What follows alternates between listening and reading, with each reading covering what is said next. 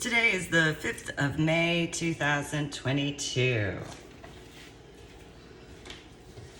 Hey, thanks for tuning in to my official YouTube channel. Now, make sure to like my official YouTube channel links, share my official YouTube channel links, and subscribe to my official YouTube channel, as well as go to my website, www.susanmealing.com. So I was listening to a Greg Gutfeld show from Fox News on YouTube that was posted, or what have you, in February of 2022. But today is the 5th of May, 2022, so there's that clarification. So that way you have that knowledge. And in the posting of the video, I don't know if it's an ironic aspect in reference to the wording as far as the discussions. However, the program had frozen as to the 9/11 portions on the screen. And sometimes I have issues with technology because sometimes there are those who have known, such as Geek Squad and Best Buy and a few others, as to certain issues I've had with technology over the years. Sometimes outside of what I'm going to guesstimate are the average algorithms, sometimes there are technological situations that tend to get my attention. I don't know whether that has something to do with Zippy and Zippy's friends, as those who would know that particular reference of my VW Beetle that looked like a little bumblebee. Because that's the facts. And or other situations regarding defenses. So defenses regarding the United States of America, and by extension, the world, I suppose, is one way to put it. However you choose to view that, there are prior official YouTube videos of mine, and again, my journal blog, The Ornery PSA, where I've brought certain things to light regarding my childhood that I didn't really discuss on my website, www.susanmealing.com, in prior discussions with people I personally knew, in person, face-to-face, in person, realistically at any point in time. In the state of Texas, after I woke up from my coma, from my head injury on Palm Sunday in 2000, I had already grown up dealing with certain things as a child when I made attempts to discuss various factors, whether you take in consideration Old Tenet Presbyterian Church and the basement situation, whether you take in consideration my nightmare when I was in 2nd grade that some people didn't want to take seriously, and then how situations went. I did write about it more so than certain discussions in my first book, Finding a Silver Lining, which you can find on my website, www.susanmealing.com, in the book section. However, in the year 2015, because it seemed important, I had created the Dropbox link for those 2 books only. Now, again, I've done some updating because of personal opinions from my background, and I acknowledge that. So I wasn't allowed to watch movies above a G-rated until I was above the age of 13. So literally within about 2 to 3 weeks from when I turned 14 is the first time I ever saw a G-rated movie. That is what I dealt with as a child. In the house that I grew up in, we did not have cable, and I didn't really go over other people's houses to watch TV. It was usually we just went and played. We did football and street hockey, ice hockey. We rode our bicycles around, stuff like that. We didn't really watch television. It wasn't an interest of mine. I had already played video games when I was much younger, And there is realistically only one person named Daniel Schleifstein from my childhood. He had actually preferred to play video games when I had gone over his house, or computer games, and I really just wasn't interested in that. And it just wasn't my thing. I'd already played the video games I had, and it wasn't of importance to me by that point in time. And by that time that I had gone over his house, I believe his mom's name was Iris, but to me she was Mrs. Schleifstein, and then I don't remember his dad's name other than Mr. Schleifstein. And so they didn't know what I was dealing with regarding my biological sister and how she had been by that point in time. And so if I remember correctly, it was, I think, when I was in 6th grade that we started hanging out a little bit. So yeah, they had no idea what I had been dealing with by that point in time because of a multitude of situations that I was dealing with for a while. And so in regards of the YouTube channel where Fox News had posted a clip in regards of the Greg Gutfeld show, there was a point where the AI or the writing regarding the individual speaking had frozen the words in regards of 9/11 and how people have been comparing, apparently, the COVID to 9/11. And so, so I, in my journal blog, the Ornery PSA, during my initial updates, the comparison I made as to the quarantine aspects, that was where I had noticed certain factors which I could easily see. Additionally, though, from my personal background. So yes, I did not graduate basic training from the Army. I haven't denied that. My son, who I had delivered on the 2nd of September in 2001, was hospitalized about 3 to 5 days after the attacks on 9/11.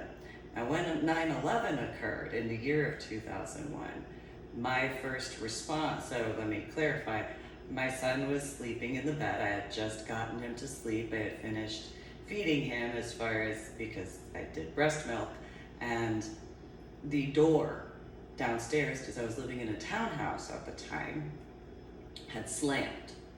And because of the situation as to how I wound up off of Fort Sam Houston regarding my blue ID card and that whole factor, as far as the starting point of my medical retirement, as far as the temporary retirement duty leave, because that's what it started as, that's why I used and still use the term medically retired, because of the medical portion regarding the after effects of my head injury on Palm Sunday in 2000, which includes the damages from the subarachnoid hemorrhage in the frontal lobe of my brain, headaches, migraines, memory deficits, and cognitive disorders, as well as having gone from college algebra with trigonometry and calculus to 2nd grade math.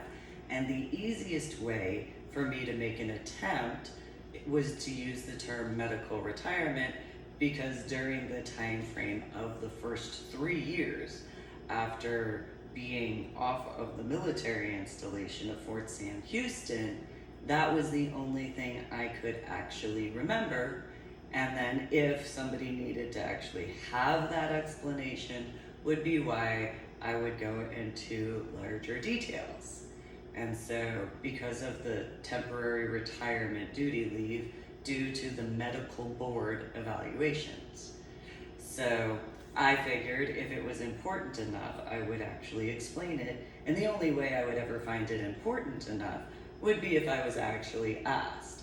Now, I knew that there would be certain situations where I'd have to clarify it here and there, and I didn't ever think that I'd have to get to the levels that I have, because I figured it would be common sense to just ask me. However, I have learned, obviously, since that point in time, especially when you take in consideration scuba diving and a few other factors such as the situations regarding my son, my daughter, and I have done the best that I could, as best as I could. So again, on the day of 11th September 2001, I had just finished feeding my son breast milk because I had to pump due to the fact that he didn't latch on. It was as it was. I also had been exhausted, having been in labor for over 7 days in the hospital. So where he was getting frustrated, I knew he was hungry as, a mom.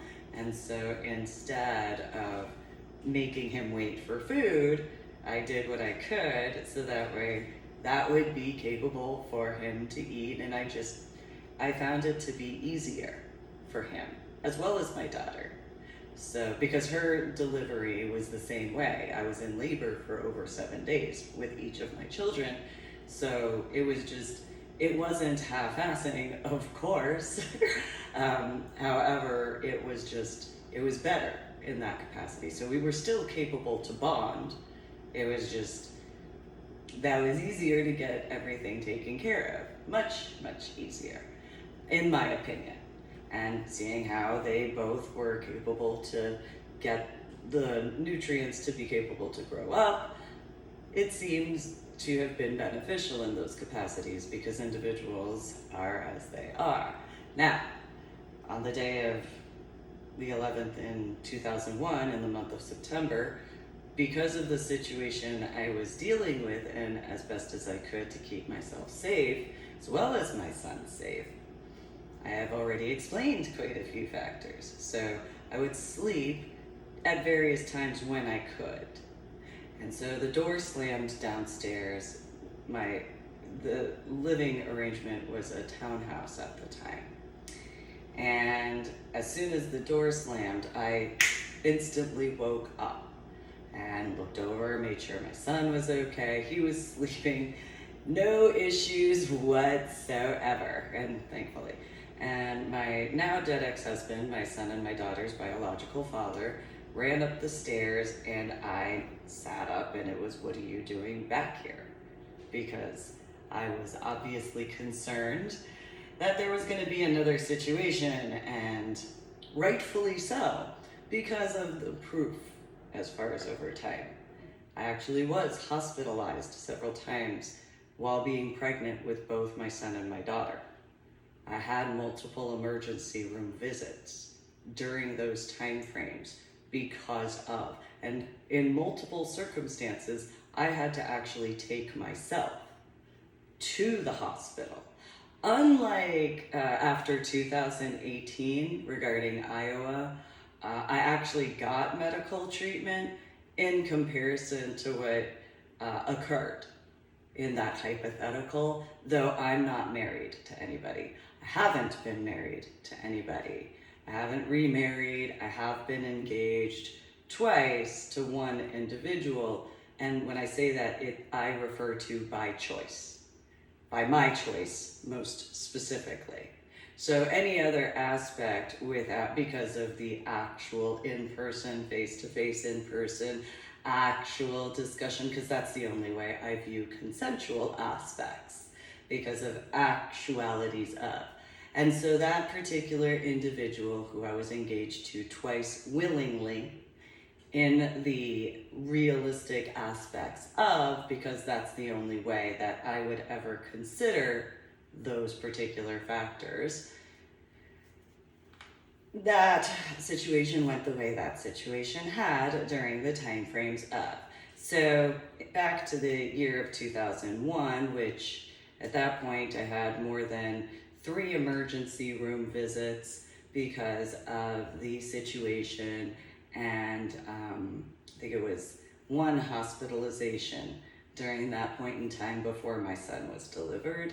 Then after my son was delivered, while I was pregnant with my daughter, there was the 2 situations that I'm going to go into that do not actually have to do with that in the official capacity, though in the official capacity of, there are those who were at an event in Austin, in the year of 2011 that I had given warnings about regarding a female with kidneys and her involvement and other situations, which, without bringing up personal experiences as to the consequences regarding various levels of factors, there was a point in time when I was hospitalized with my daughter, and I was pregnant with her at that time. So I was speaking from personal experience. However, because of the knowledge regarding how certain individuals were already viewing my particular situation, there was realistically no point for me to give that additional factor as to what I personally dealt with. So that particular situation, I had to get a stent because of the damages that occurred, and I was hospitalized for about 3 weeks because of how bad that situation was. So while my ex-in-laws and even my biological mother, biological father, and biological sister might wish to have whatever viewpoint as far as the fluffy bunny rose-colored glasses, the reality is what the reality is. So back to the year of 2001, it now probably makes a whole bunch more sense as to why I sat up instantly and was extremely concerned about my son and my safety. And so when that individual, meaning my dead ex-husband, my son and my daughter's biological father, ran up the stairs, I instantly asked, "What are you doing here? Shouldn't you be at school? Why are you, what is going on?" And he had said, "Don't you know what just happened?" And I said, "No, I don't know what happened. What's going on?" The television turned on. Television at the end of the bed against the wall had turned on without putting the remote on. And I saw the Twin Towers. Now, the reality of my knowledge, understanding, and comprehension back in the year of 2001 on that day, I've described this to others. So I had this nightmare when I was a child in 2nd grade. And what I had a vision of, I had seen what was on the television, but I also saw the aspects of my nightmare kind of blending as the only way I can explain it. And so when I saw the second airplane fly into the second tower, I had spoken. The desktop computer that was to my left, it was a gateway computer on a cherry wood computer desk with a hutch and a tower storage area, turned on. And again, I'm just in the bed, not doing anything, just sitting there, and I'm the way I had seen, even though the television was only showing the news footage at that point in time, the way I could see, as well as my nightmare, I could understand and comprehend from the knowledge as to what I was seeing. I could distinguish those factors. So I could, in regards of that blending, as to what I've made attempts to explain, I could see that while also seeing the actual news, while also seeing a few other situations because of the energetic capacities. So when the computer desktop had turned on, and it was as it was, again, I wasn't anywhere actually physically near it. All I could say was, I hope that every airplane in the air can be grounded safely, and if not, I hope that whoever can contact their loved ones as best as they can before they take care of what can be taken care of before, hopefully, preventing more problems. And so there's Flight 93 that occurred. And I didn't learn about Flight 93 until after around the time frame of December in 2001. I had only known about the Twin Towers and the Pentagon by the time I went to the office. So before the Pentagon situation, I dealt with my now dead ex-husband, my children's biological father, having been upset and angry that would be my choice of words. And after getting cleared or cleaned up, getting my son taken care of, to run downstairs because I knew that at the front office was a Air Force tech sergeant, or drill sergeant for those who don't know, and he usually showed up each morning because he worked the graveyard time frame as to basic training at Lackland Air Force Base.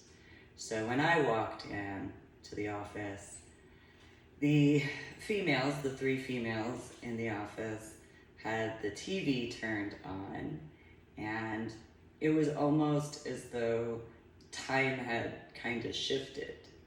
And I had noticed this at this point in time, mind you, because I know the time zones, and I knew the time zones were different. However, it was a weird shifting of energy, and it was almost like everybody was on the exact same time in comparison. So the closest reference I can give is regarding the similarity to when somebody watches something live. Doesn't matter what the time zone is unless you're actually looking at the linear clocks. Well, even though there were linear clocks, it just was an odd sensation. So I had seen them crying, and I asked why these three females were crying, and they looked over and, how could you not know? And it's like, I know what occurred, I see it. Why are you crying though? Because none of them had a direct connection to New York City, New Jersey, Pennsylvania, anywhere on the East Coast, to be realistic. They just did not have that connection. And it wasn't to be rude, okay, fine. Some of them traveled out to the East Coast. That's not the same at all. One of them, their parents were connected to the military. That's not the same. It's just not. As some people might wish, it's not the same. Because the individual was retired. It's not being rude. It's respecting the prior service. However, it is not the same. And it was a distinguishing factor because she got upset because I would not recognize her particular aspects. She herself did not sign the dotted line. Her father had. He wasn't active for over 10 years by that point in time. Not in any disrespect, it's the reality though. And so I've dealt with people from the day of who have wanted to try to claim that they have a direct connection when not only did they themselves not sign the dotted line, they themselves were not dealing with it at that point in time. They wouldn't be impacted realistically for a while. So while, yes, the security measures are an impact, it's not the same. You yourself, in my opinion, were not directly impacted the time frame of. I'm sure you could meet people, but those people who have that direct connection are exactly that, those particular individuals. It's not transferable. That's not how, it's just how it goes. And so while that female for months had realistically tried to get me to actually feel sympathy for her, I refused because I already knew that there were others in other areas that were going to be just the same, and it just wasn't going to ever be a capacity for me, specifically having been born and raised in New Jersey. And New Jersey, especially where I lived, had the largest amount of commuters in a tri-borough, or tri-county, I should say, area that went up to the 5 boroughs in New York City. The specific township that I grew up in had some of the largest numbers that commuted directly to the World Trade Center and or the World Trade Center Plaza. My babysitter's husband was actually a director of security in the World Trade Center and World Trade Center Plaza. So, it's considered as biased, but it's still the facts. It's not even bias at that point in time, because it's not special treatment when it's just the facts. So the individuals, as far as others, trying to claim that they had connections because they went to visit and they had gone to a Broadway show or they had gone to whichever location, they didn't actually get to know anybody in that in-depth sort of way to the length of time of. It's just the facts. And it's not to be rude, it's still just the facts. One out of the 3 was very much acknowledged in comparison to the other 2. So when I found out that the Air Force Tech Sergeant had not arrived yet, I had actually turned the television so that way, and some similarities as to my childhood, for those who understand the Sailor Moon reference, actually turns the television so that way he wouldn't have to see it as soon as he walked in, so that way I could actually discuss with him, because I knew that there were going to be other factors that needed to be discussed. And just as soon as I turned the television, he walked in, and I asked him if he had listened to the radio on the way back to the apartment complex, and he said no. I told him he needed to get a cup of coffee. I was gonna grab a can of Sprite, and there were cookies. And I said, go get yourself a cookie. We're gonna go outside and talk for a little bit. And his response was, okay. And so we did, and so while the 3 females were very much crying just at the sight of the news. And for those who know, even with live footage, there is a minimum of an 8-second delay. Not in regards of online streaming, I'm going to guesstimate. However, on television, there is a minimum of an 8-second delay. You don't know certain factors, and so you can see it in regards of, there are these different groups who have done compilations where they show news reporters speaking the same type of language, where so that way it's on the same page, because they understand that there are certain details that there are more if you go search on your own. If not, though, sometimes for the larger aspects, because of the amount of details, it depends on how it's presented. And so in this particular reference, they only were seeing what was seen. Now, I don't know what the general public after this point in time saw. There is not a point in time that I really got to watch. So let me explain. I had spoken with the tech sergeant, explained to him what I could remember from those who I knew in the state of New Jersey, because New Jersey, despite how small it is, has several military installations. And so I had explained what I knew the protocols were for those particular locations after the 1993 attack. At the same time, the USPS individuals showed up to take care of the mailboxes, because the mailboxes were on the same one side of the office building, attached to the building. And so I gave references to him as to a similarity, because my biological father's sister and her husband worked at the USPS in New York City. I believe, if I remember correctly, in Chinatown, which is in Manhattan. And so I gave him some references, the maintenance mail for the apartment complex. I had given him some warnings as well as some references. And when I say references, it's not the same thing as an individual by name. When I say references in many situations, it does have more to do along with you can clarify, maybe you can find individuals, but the references are to time or experiences or situations in a lot of capacities because of the multitude of. So when in reference to the tech sergeant, we would talk every morning for several hours. So he would show up around 9, 10 o'clock in the morning, and we would talk until about 1 o'clock in the afternoon, or 1300, for the first 3 to 5 days. Then my son, I needed to take him into the emergency room because he spiked a temperature. And after that, he was hospitalized.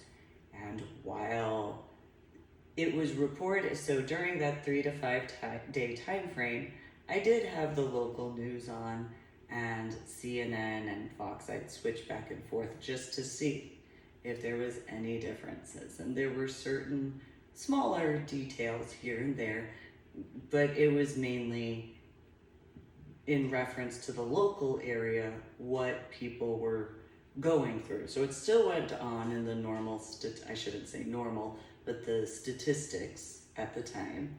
And then the news regarding the military bases and the warnings and all that. When in reference to taking my son to the emergency room, I was in line for half an hour.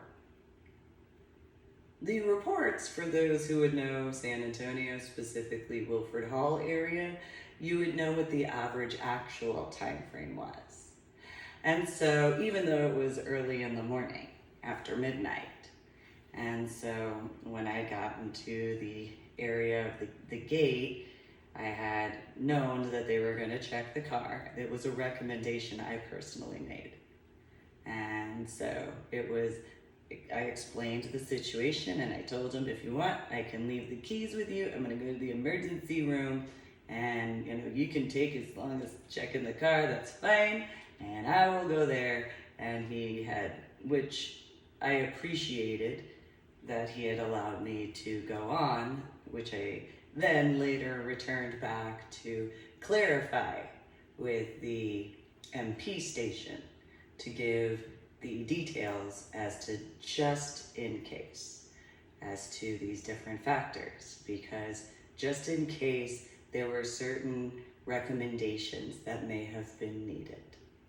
Just in case in reference to the individual, as far as the MP himself, because he was actually looking at being reprimanded, and it was, well, let me actually give you these additional details that you must take in consideration. Because, so in a different reference completely, when you take in consideration the verifications and clarifications to my journal blog, The Ornery PSA, on my website, www.susanmeeling.com, despite certain individuals' opinions, or situations as to the possibilities of, a very good reference would be to people who have chosen to use social media. You cannot claim that you have been outed unless somebody purposefully contacted, such as what I dealt with. Because my biological mother, my biological father, and my biological sister contacted me constantly and informed me. So there's the answering machine tape that was 60 minutes, and it was Patrick Kennedy who had done that. My biological sister had called me on the phone and informed me that there were people who were at her college who went and spoke with her about me and outed me. Those are just, and that's not even all of them. There's also back in 2004 regarding the San Antonio pagan community. and that situation as well. And so there's so many times that I've dealt with this, and so those are just a few differences compared to those who use FetLife, knowing that it is a social media platform. Same thing in regards to Facebook, knowing it is a social media platform. You might think that just because you have to register your email and whatever, that it's considered private, and yet it's not, because it's a social media platform. It literally is in the name, social. Well, how do you socialize? You have a social media in the reference of technology to do so.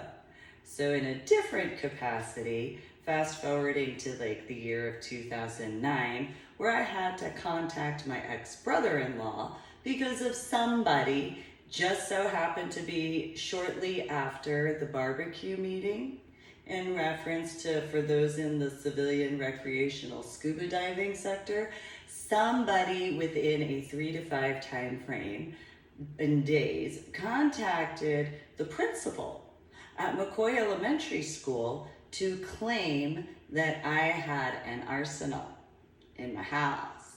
And so I had to contact my ex-brother-in-law to have that clarified. And then later, which, irony of ironies, Patrick Kennedy would know, as to the Jeep situation, as far as that, as well as the situation regarding him at the Bank of America Tower in downtown Dallas, as far as the charges he had.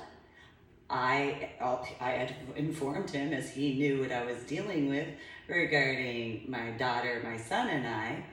The law firm had then informed me on a phone call while discussing with the judge, Judge Lynn Rubinet, the claim that I had a case, multiple cases actually, and crates of bouncing Bettys and bazookas.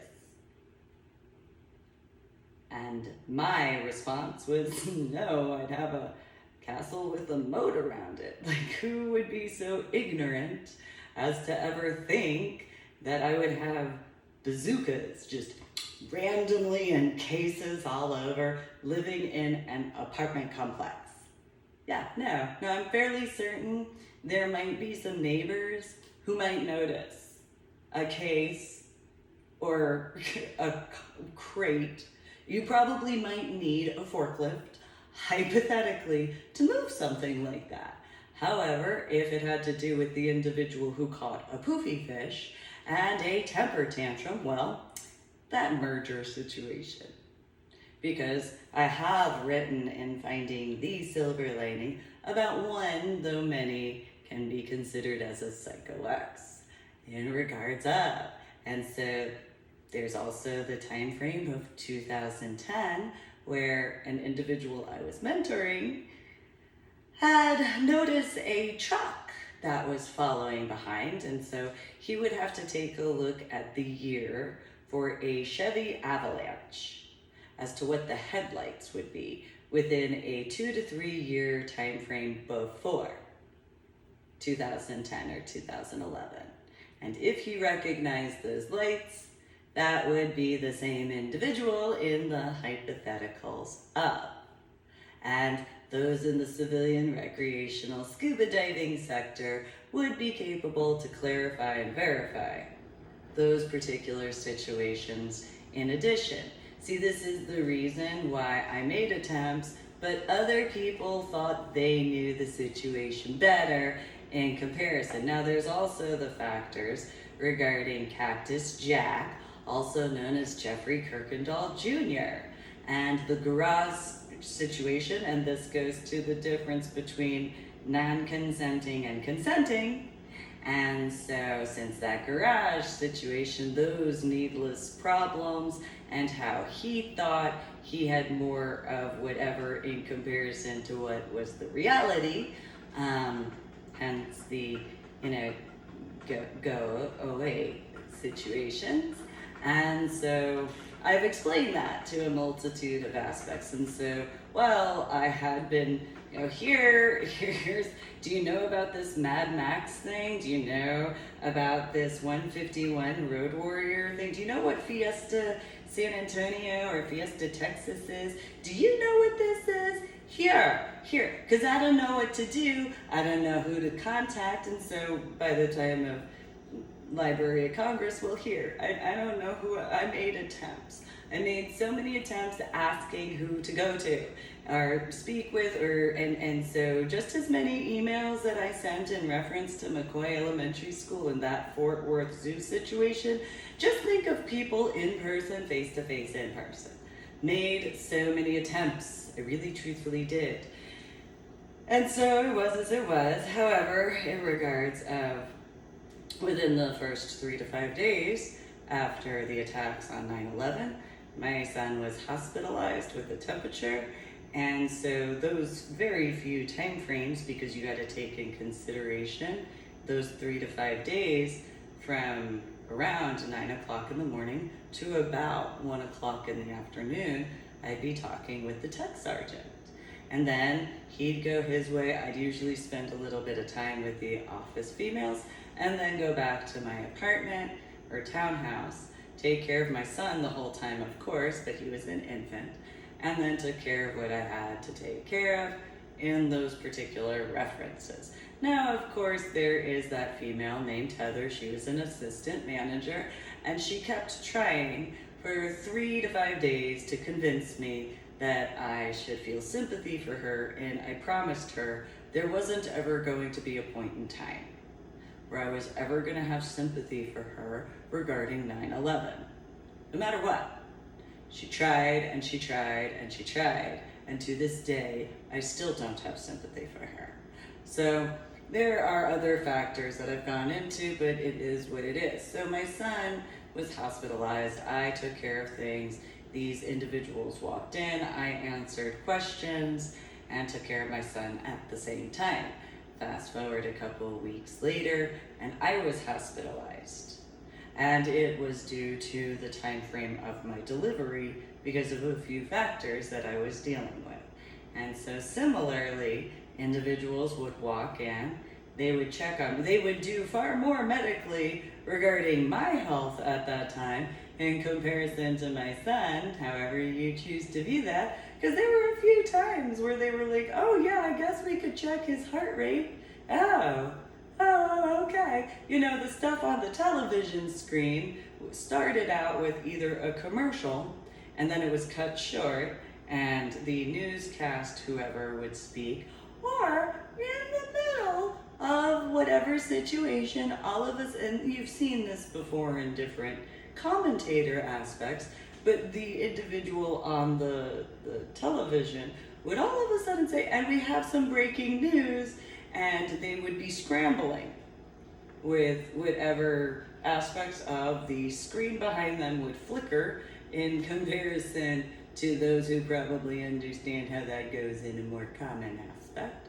And so there'd be a flickering and a little bit of a gray scale, like black and white, whatever, in the television area of the television behind the, usually a female, and then footage of. And so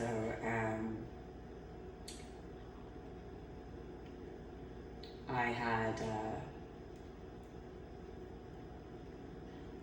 so for those who would actually have the knowledge, in comparison to individuals, which is a reason to end stolen valor of all types, the dust and debris from the amount that was in the sky that came tumbling down, and then the wafts upward and throughout the areas.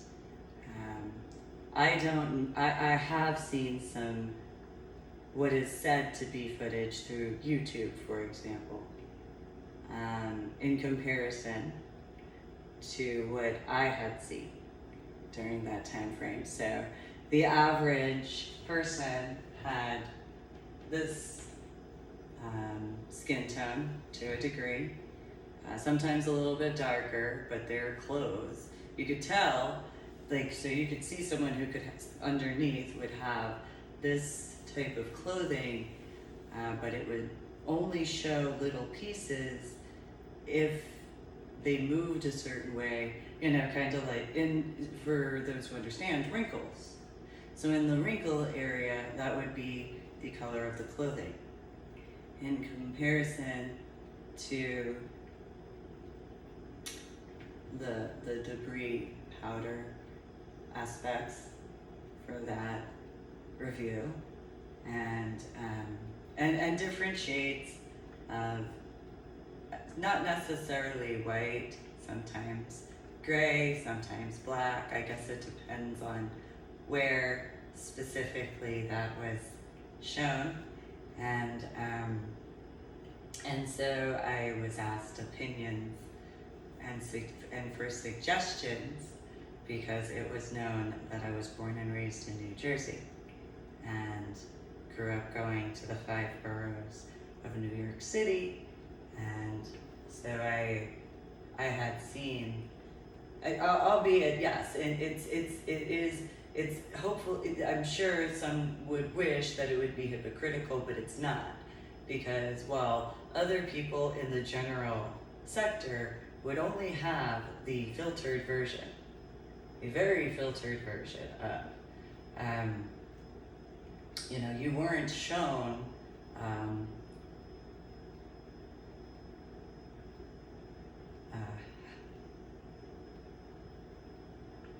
so the closest reference I can give is, sure, you could have seen a pop culture movie or a pop culture reference of a television show. That is not the same. I'm sure you could imagine how it would be, but you have to be capable to distinguish the difference. So when you have that difference, and remember, I didn't really watch anything other than the news and documentaries since waking up from my coma, and sure, I did see a handful of movies. I didn't really, or even television shows, I really didn't get into that much. And so I don't have those references. I'm going to guesstimate it kind of doubles down on patterns of behavior, because I just don't feel comfortable with that. And so, so for those who would actually have been in the areas, I have done some journal blogs regarding the ornery PSA since my updates on my website, www.susanneeling.com.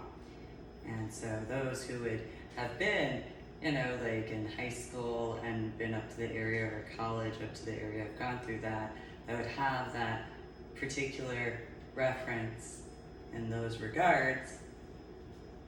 There are the additional factors in reference to those who would know. And so in the time frame between when my son was hospitalized and when I was hospitalized, it was every day for hours in comparison. So if there were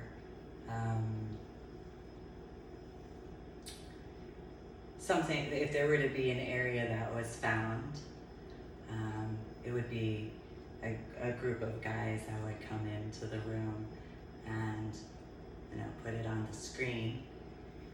As far as I was concerned, that's the way I put it, and it would be shown. And so there were, and there's a lot of different, you have to consider my son was in the hospital for about a week and a half, 2 weeks. And then when I was in the hospital, I was in the hospital for about 3.5 weeks. And so it wasn't 24 hours a day, 7 days a week. It was for a lot of time though. So there'd be people with, in several instances, especially when I was hospitalized, when certain information was shown, there would be, usually when they came in, they would have BDU style clothing. It was usually just, it's weird because some of them were just black, but they were BDU type. And then there were the white coat jackets on top of, and the stethoscopes or whatever. And so there would be when I was hospitalized, there was an actual, compared to my son, there were times when he was actually checked, but when I was hospitalized because of the levels of at the time, in comparison to a fever, the situations were as they were, and so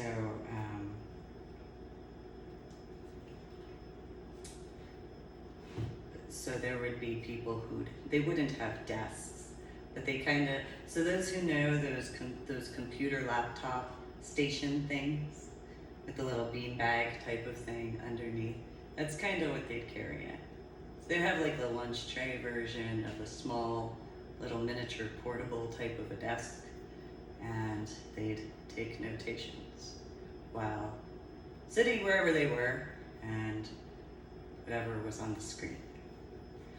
And I'd make the recommendations as best as I could and inform them of what I could recognize, because it wasn't as though it was a clear blue sky what was going on. So I don't know what other people have thought in reference to that for however many weeks after. I mean, you have to take in consideration, so that would be probably about, by the time I was in the hospital, that would be probably about a month after, and there was still the stuff floating around in the sky.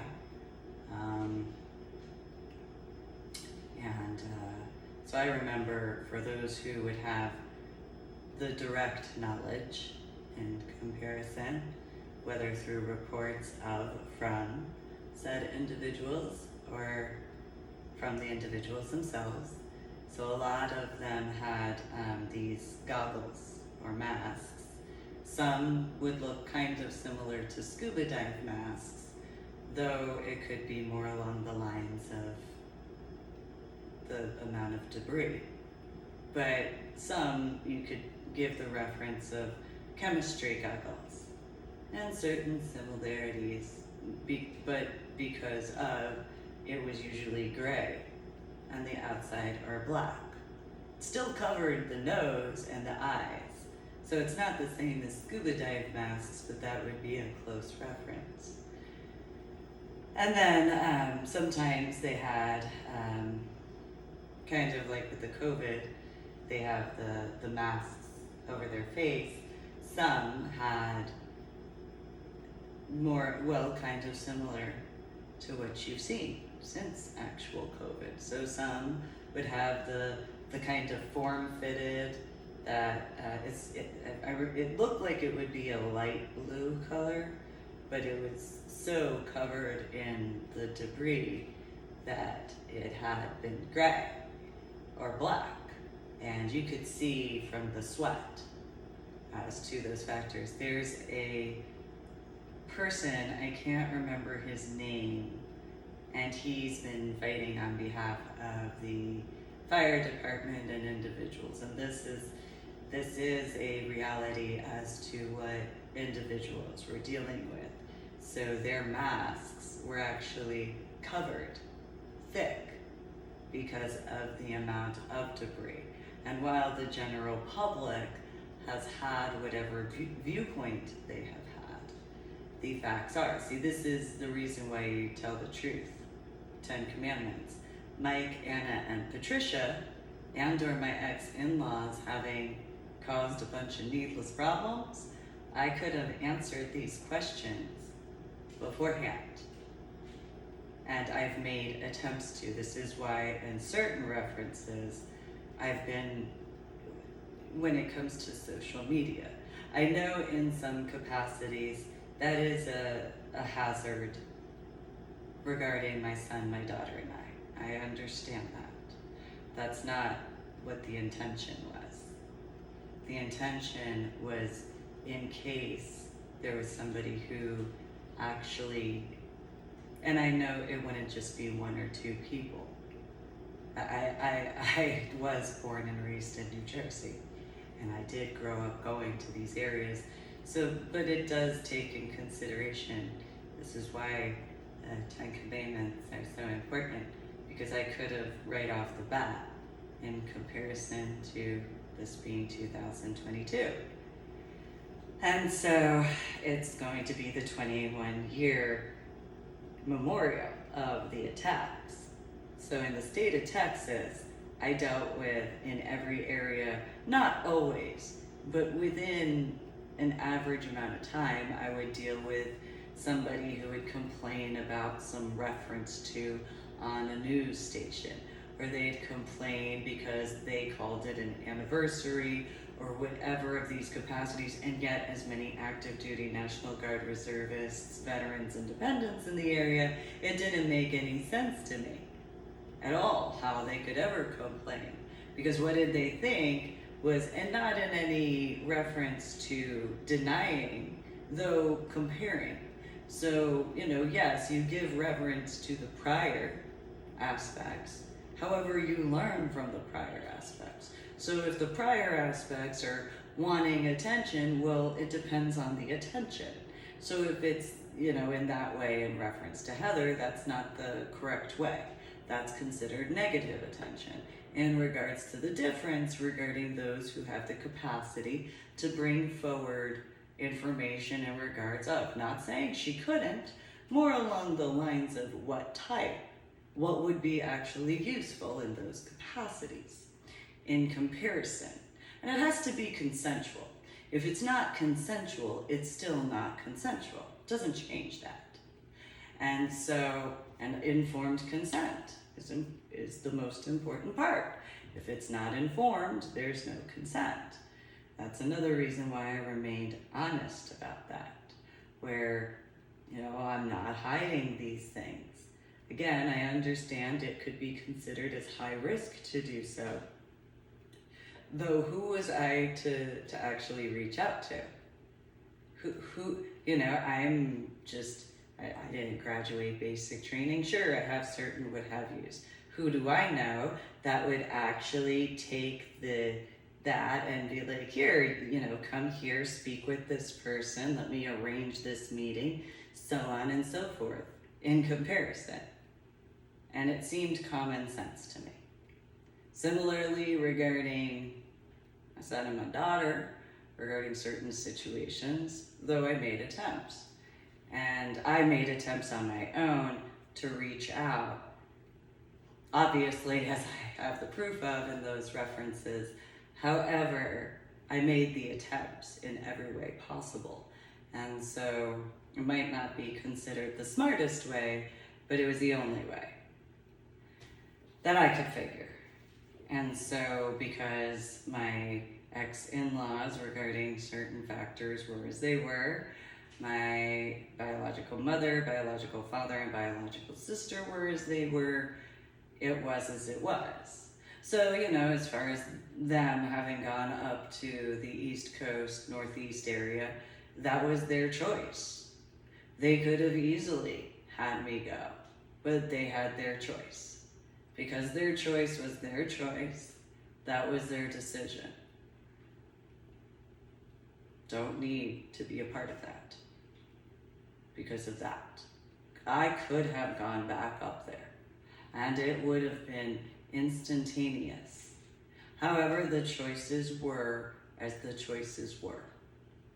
Similarly to any other situation, they can take responsibilities for their informed consent. In comparison, so I dealt with as I dealt with. But now, in regards of the COVID situation, individuals who want to try to compare the actualities of COVID compared to the attacks on 9/11, I do not have sympathy for you. It is not the same. The reason being, you are still capable to go walk around. You are capable to go to different locations however you arrange. The aspects of people who have tried to claim the inflation, you don't have that right when you take in consideration what it costs to live in New York City, what it costs to live in New Jersey, what it costs to live in Pittsburgh or Philadelphia, Pennsylvania, what it costs to live in Maryland or Delaware or Washington, D.C. or Virginia nearby.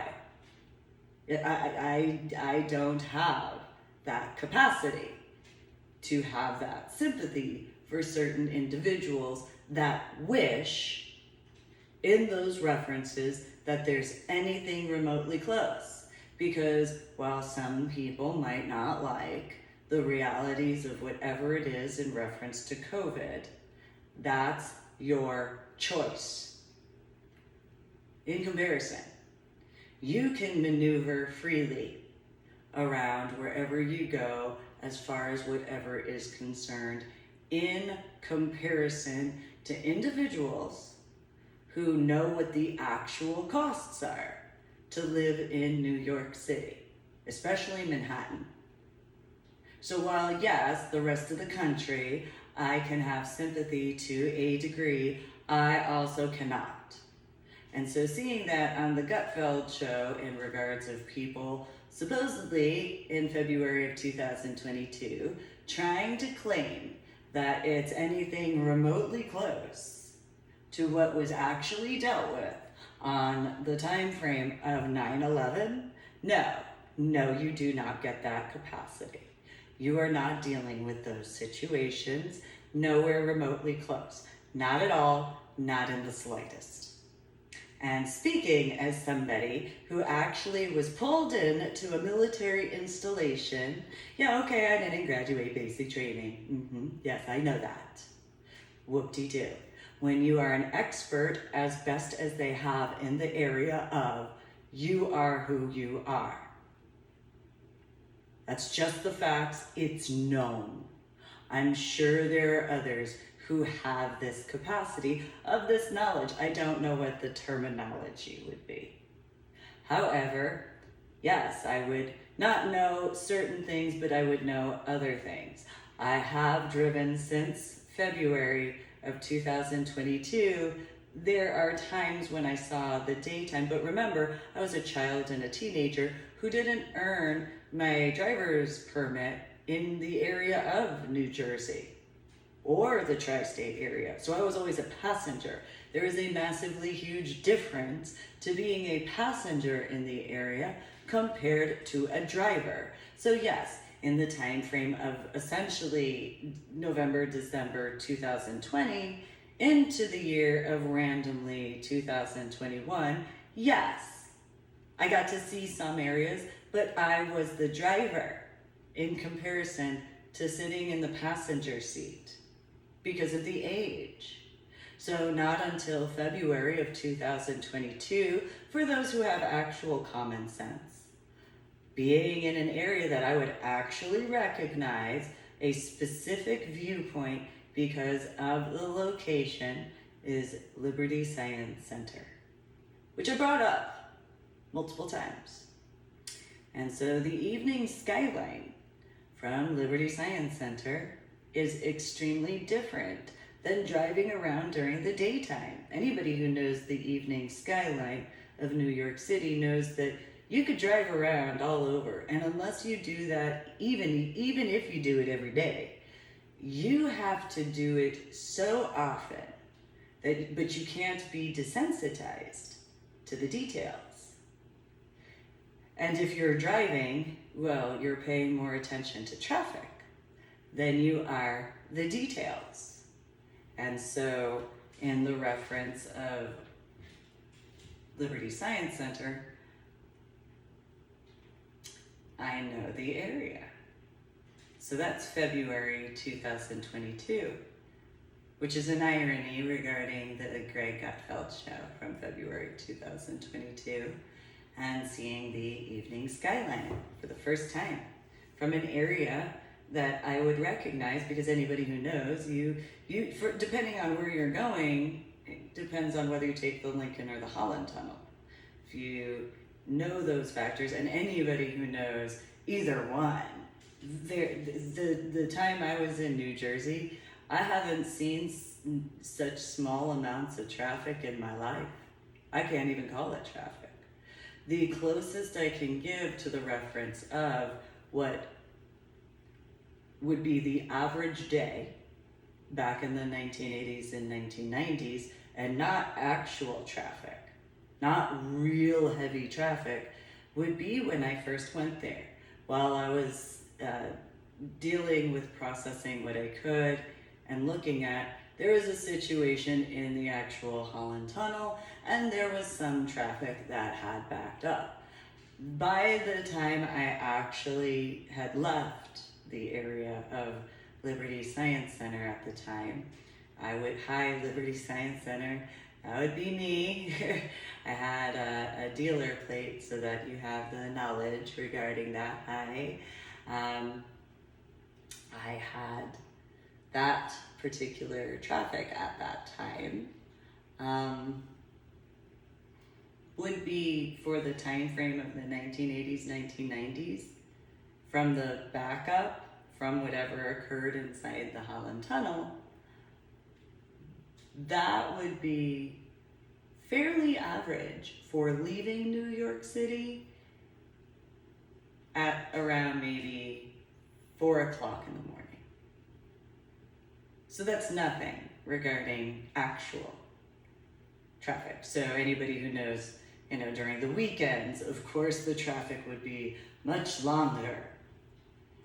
And during the work week, the time frames of going to work or going to the area, as well as afterwards, depending on the specific shift changes, that would be different compared to. So that was maybe about 4 o'clock in the morning on a weekday, not even a weekend. I'd say more, if I were to guesstimate, because of certain things when I was being babysat, and Mike having been, whatever in regards of the watch stuff and jewelry stuff, I'd say that would probably be about maybe a Tuesday or a Thursday. So by the time of leaving Liberty Science Center, because I had to calm myself down after and take a few pictures and deal with a few things. Had to deal with it. It's been since 1998. From that particular viewpoint, as the overall regarding the Holland Tunnel more so. It's a little bit to take in consideration because of the knowledge. Because once you see something, you can't unsee it.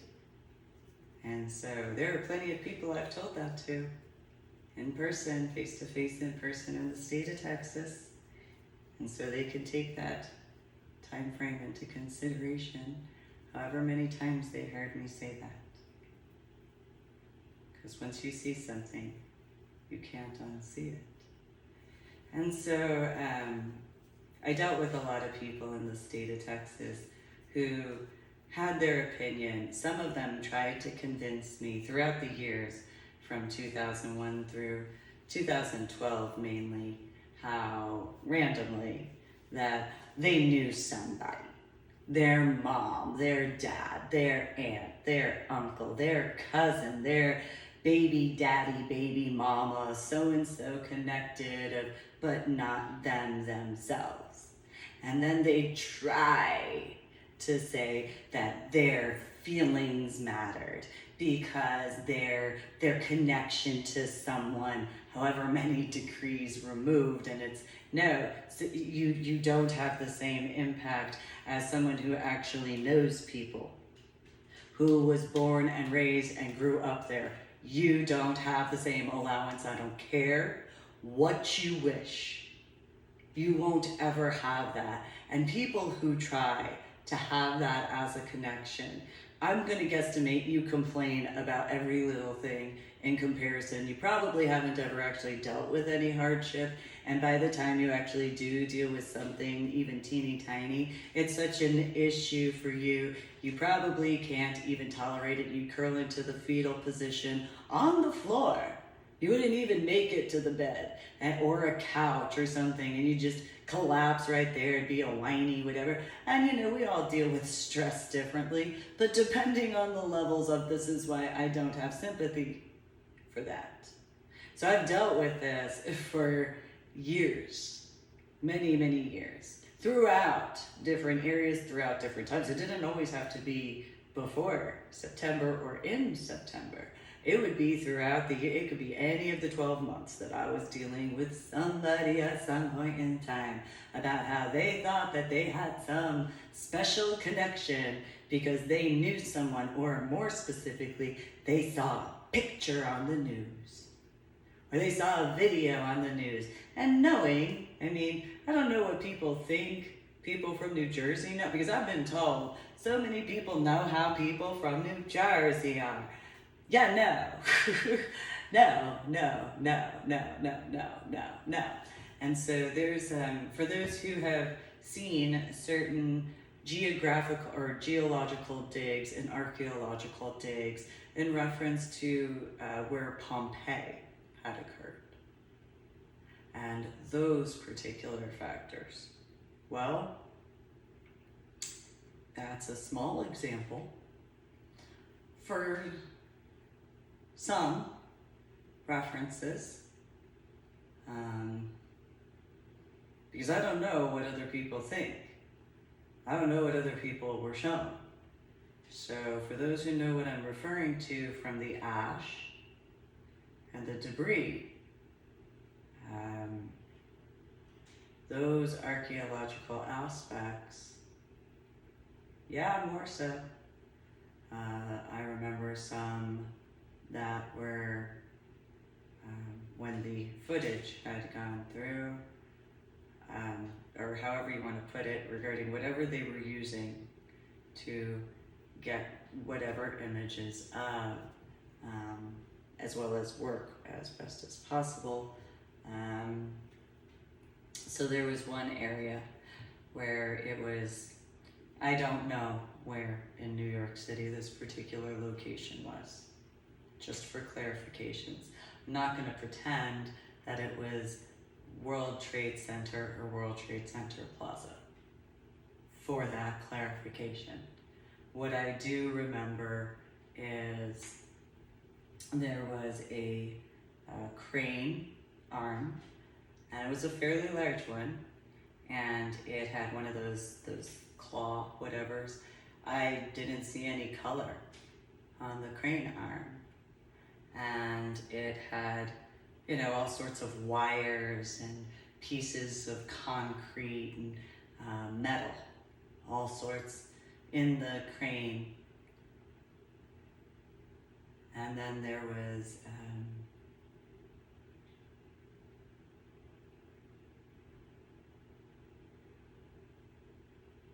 a stream. I really don't want to say a stream per se, but you could distinguish the difference between the color from the dust from the debris. And whatever was, as far as the body along the exterior of, so it's not really oil color as far as that's concerned, that had spilled at the side of this one area. So there were like these little claw type things, and it was but it was like this in the viewpoint, or I should say it was more like this in the viewpoint of the whatever footage, and along, essentially like right about here, as far as the little bowl. I know that's not a good word, but, and there's just a small stream. I really want to say stream, but, you know, in coloration, because it's very distinctive compared to the amount of ashes and debris, those references. And so, those,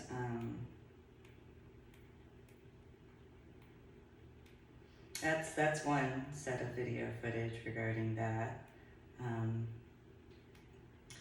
because of those situations. And while the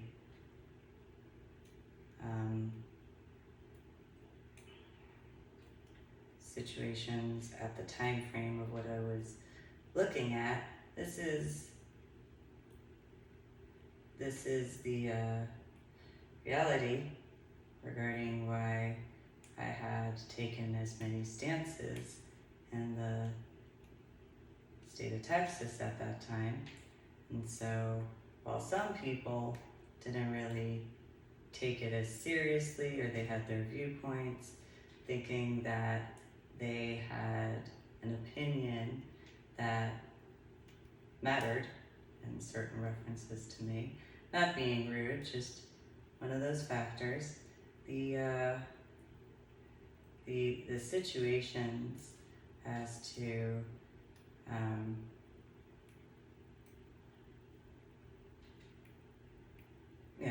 once you see, you can't unsee, and it's very difficult to describe.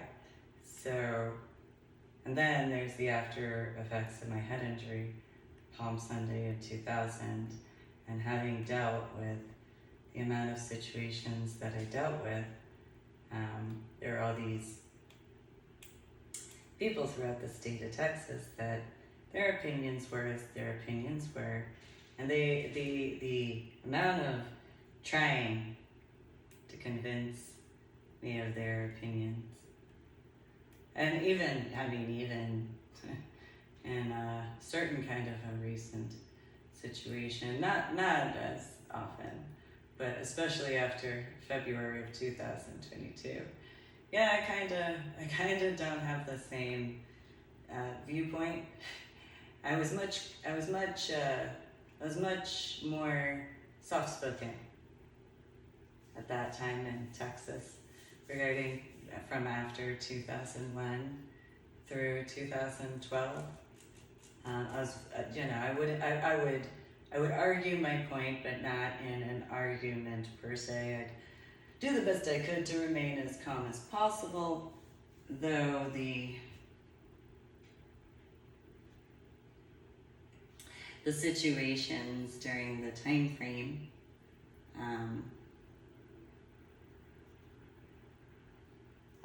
I was asked a lot of questions to try, whatever they saw as far as social media or pop culture or whatever they thought.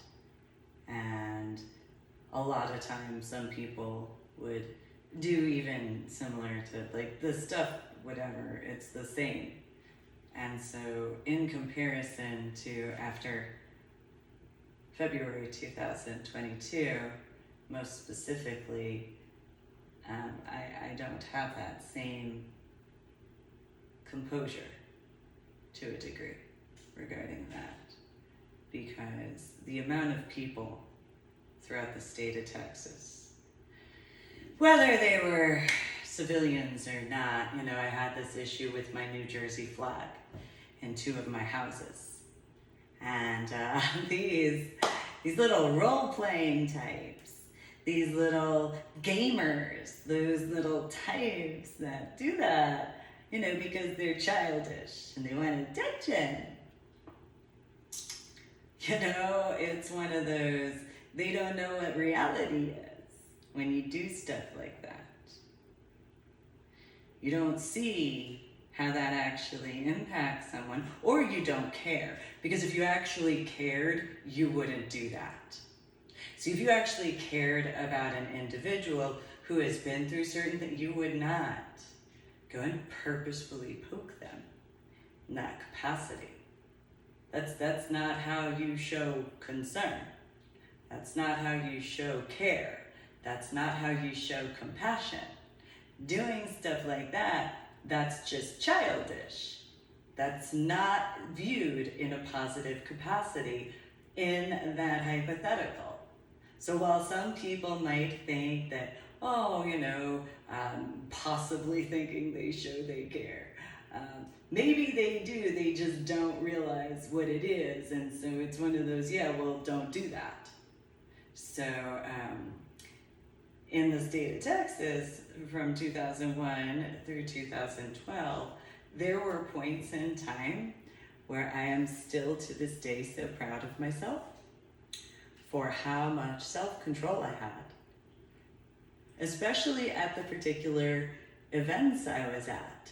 Yeah, there were situations where literally, essentially 2009 through 2012, I can look back now in the year 2022 and be very proud of myself, not in a prideful way, just one of those, I have so much self-control. I do, I have so much self-control. I have self-control to a level that I didn't realize I had so much self-control.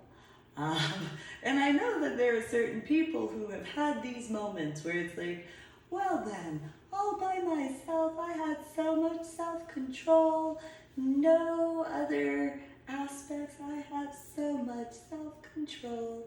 I'm not saying I'm amazing, internal thoughts. What I am saying though, I am so proud of myself, especially in regards to 2009 through 2012, as far as all the stuff I was dealing with during those years. And it's like, I have so much self-control. To a degree, as best as I can say I have, because despite what I was dealing with at those times, no, I can't deal with certain things like that anymore, so I'm gonna go and take care of myself now. And so, because of situations that I've dealt with over the years and decades, at this point, it's one of those, so I have my own requirements at this point. And so what I personally need for myself is what I personally need for myself. And so when there are those who might have opinions, such as what I saw regarding the Greg Gutfeld show, as far as people thinking that COVID and that stuff is somehow similar to 9/11, when I gave the reference in regards of my journal blog, the Ornery PSA, I was referring to the quarantine, though more along the lines of this is an example in a much fluffier version compared to what they were actually dealing with then.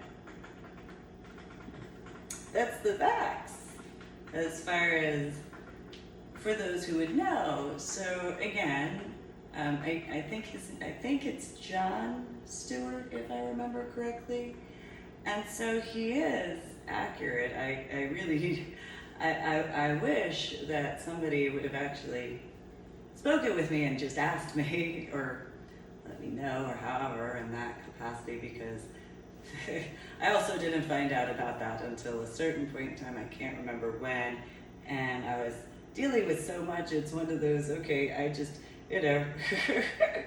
let me do what I can as I can. And so, but that is a reality.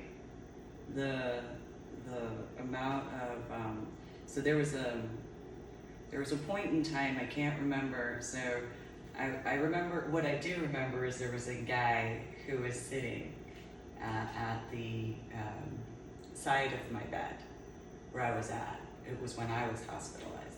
my son's playpen was where it was. And so he's kind of, he's like this, and he's got whatever he's writing down and stuff like that. And I'm looking at the screen, and when I see the screen, ironically, there's this guy, and all this other stuff is going on in the background. And he takes off his helmet, which had a little light on it. I remember that. And I watched the kind of dust go off of the helmet, and he just kind of brushed with his hand the light area off. And I remember kind of moved around a little because of the dust. Usually, I mean, there were times when it was evening hours that they were working. I do know that. And so they had this guy, he had that. The inside of the hat or the helmet was yellow. Remember, yellow and gray, to be specific. And he had, all the dust and debris all over him. And he, kind of shook off the helmet, and he took off the goggles or mask or whatever. And there was this line, it's about this thick, where you could see his hair. And it went all the way around to the side above his ear, both sides, about an inch or so, just shy of an inch of the strap, though, because of the helmet, some of his hair was capable to be seen.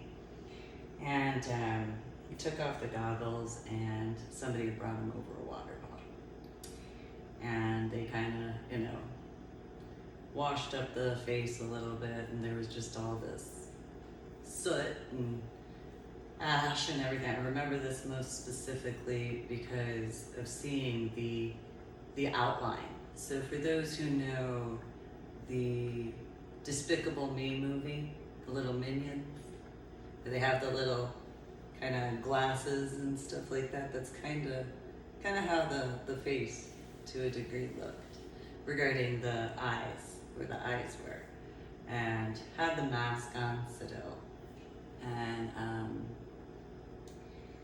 took the and I remember this because he went to move the mask downward, and I guess maybe he didn't think about the debris on the mask, and it kind of ruffled it up, and some of the debris went upward, and these guys realized, and so I'm going to guesstimate it was a little bit of fiberglass along with the ashes and the debris, because fiberglass, it looked like that, for those who know what it looks as. And so they, did the eye washing on the spot. And even though there was a lot of stuff going on in the background, far more stuff, I just remember him being there. And these guys just going around, and it was like 2 or 3 guys. It was as it was, and they just kind of washed the stuff out because this guy was going to reach with his hands, but his hands are all covered with all this debris, and so they had to, kind of restrain him a little bit, so that way they could actually get to clearing that out a little bit. And I felt sympathy, but that I could feel sympathy for. I obviously could definitely feel sympathy for that, because this guy, he's covered in all this debris, and he's wanting to, as the natural human reaction, to wipe his hands. Well, as they're holding, him back, 2 guys, 1 to each arm, there's all this other debris. It's kind of a not a counterproductive, but kind of. Because, as the stuff's going on, they have the debris on their own uniform, or whatever they're wearing, and it's, they're trying to get this guy to stay calm, and so this other guy can just clean up the ash and stuff. And so I remember his face covering, or his mask, got pulled down, and by the time they get the water going, it just kind of turned almost to a cement to a degree because of those who know how cement is actually made. And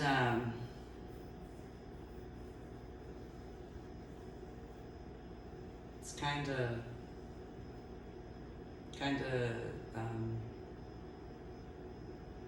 of similar to some of the people that were in the street. There's a different capacity. So for those who know what I refer to regarding Pompeii, and what they have found in archaeological and geological digs. So it was like a living version of this. And in the background, ironically, not far off from where they were, there was this, I don't know if it was a mom or a dad, couldn't tell. And there was 3 of them. And they're in the background from this particular situation, and you can see them near kind of like a fire hydrant area. And this, I don't know whether it's mom, a dad, a grandparent, an aunt, and I don't know. And they're holding on to one, and another one's coming in, and there's another one, and the essentially it's kind of like this to keep as many as safe from just the debris and the ashes. And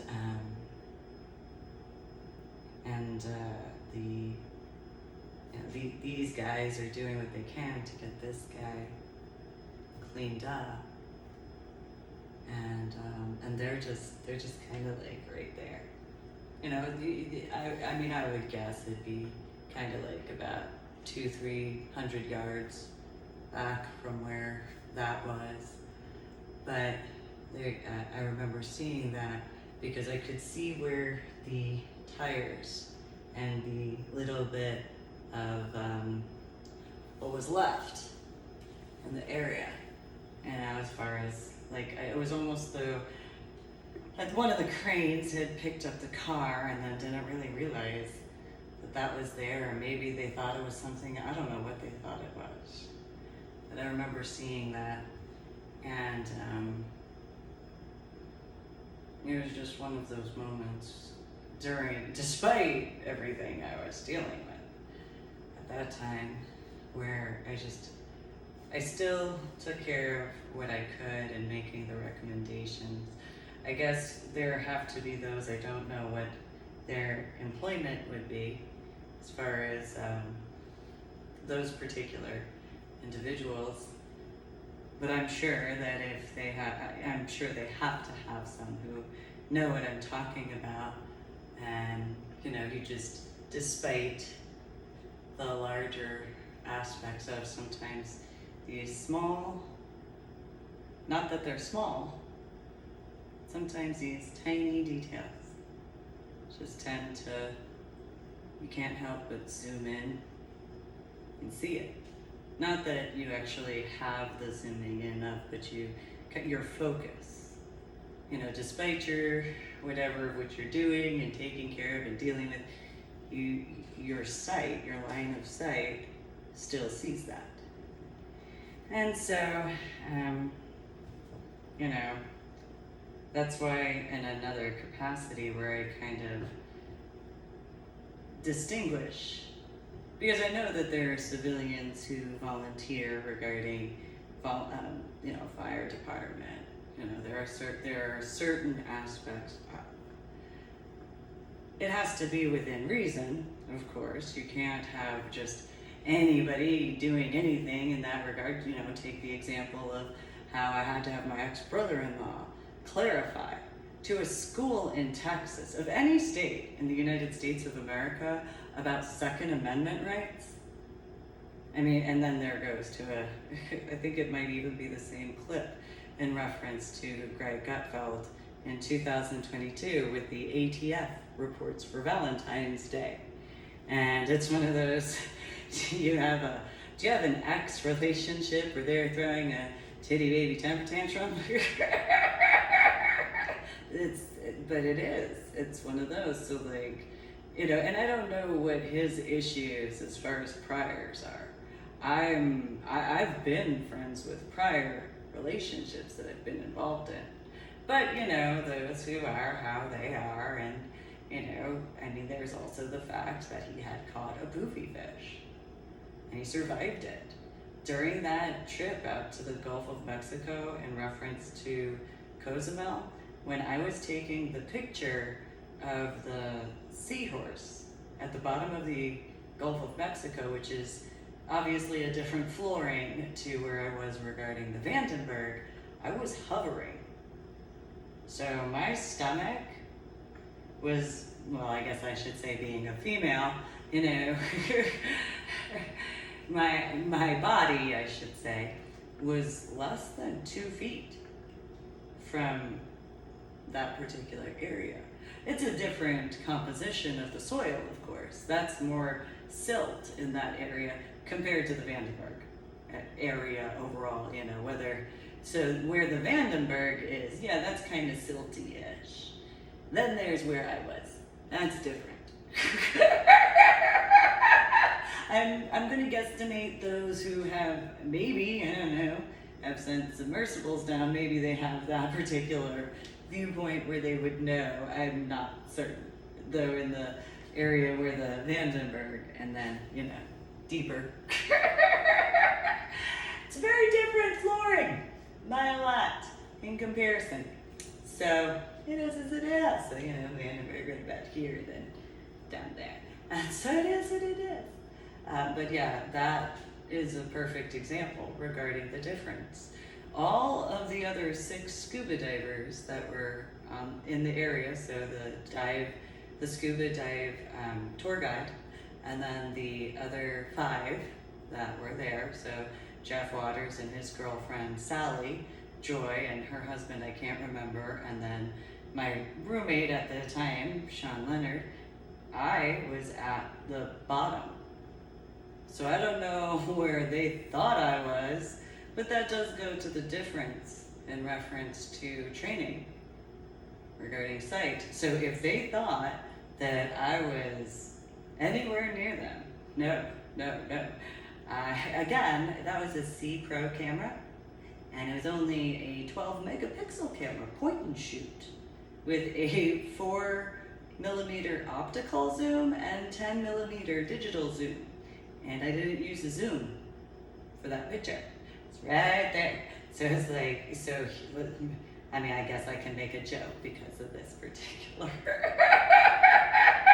tattoo. I suppose I can make this joke. So the equivalent of the little seahorse, okay? So this is vertical in comparison. So the seahorse is right about there, just hanging out, just doing its little seahorse thing during the night scuba dive. And I was about right here going, click. That's the difference. So while they, while they were the equivalent of about here, I was down here. So, right in front of them, or however you want to put it. So we're in reference to the shoreline scuba dives that I've discussed as far as the lecture, discussed in actual discussions before, as well as, the Adventures of Susan Mealing, Scuba Diver Extraordinaire, regarding my 3-volume book series on my website, www.susanmealing.com, where you can get the links through Amazon. That's how close I was to that. And so the shoreline dives, only 2 people saw me, whereas that one, that was 5 or 6. However, the Gulf of Mexico is nowhere near the same depth level at all. I mean, it's compared to, you gotta remember the Vandenberg itself, maybe to the tower, is something like 900 to maybe 1,000, maybe 30. I think it's actually about 1,300 atmospheric measurements, possibly to the top of the tower, if I remember, possibly. possibly around that point in time or area, just to the top of the tower, not to the bottom of the boat where the keel is, not to where I was. But yeah, it's about maybe 1,300. So 1,300 atmospheric measurements is 1,300 times 33 meters, which is, you multiply it times 3. There you go. That's to the top of the tower. That's why when the individual that I had as a instructor regarding Patrick Lynch, when he had said he was going to go to the Ariskin, he was like, yeah, it's like 100, 115 feet. Aww. No, that's not that. No. No, because boats have to go above. No, that's. No. No.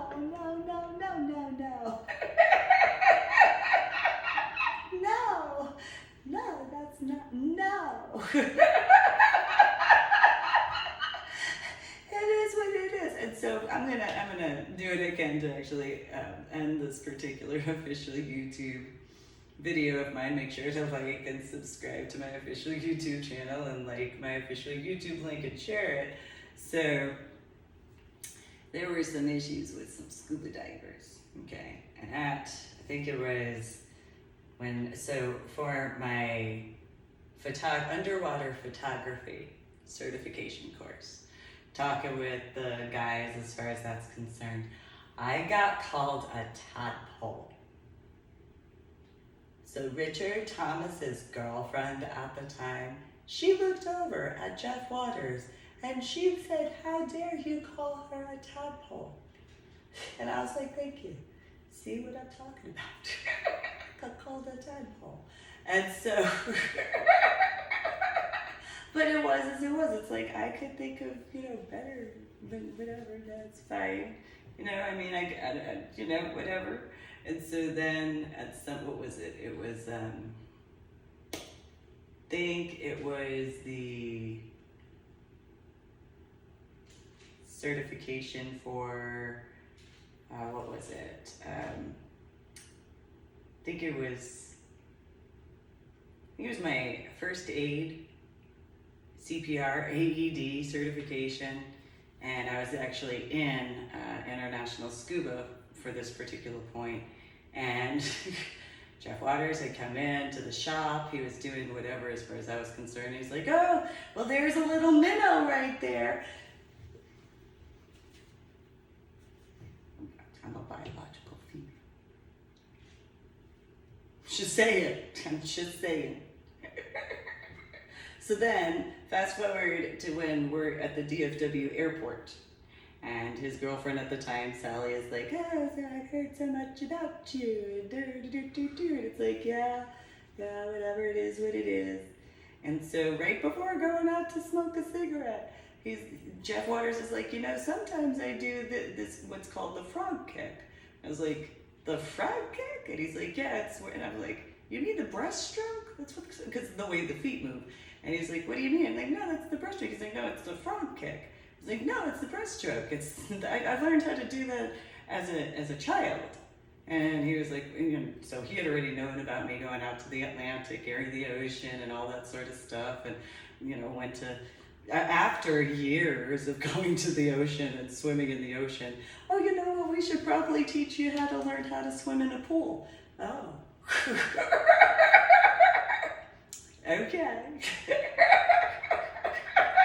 Probably should have taught me that first, but okay. I've survived all these years by this point in time. And so that's when I got called a bullfrog. And I was like, I need a cigarette. I can't believe I just got called a bullfrog.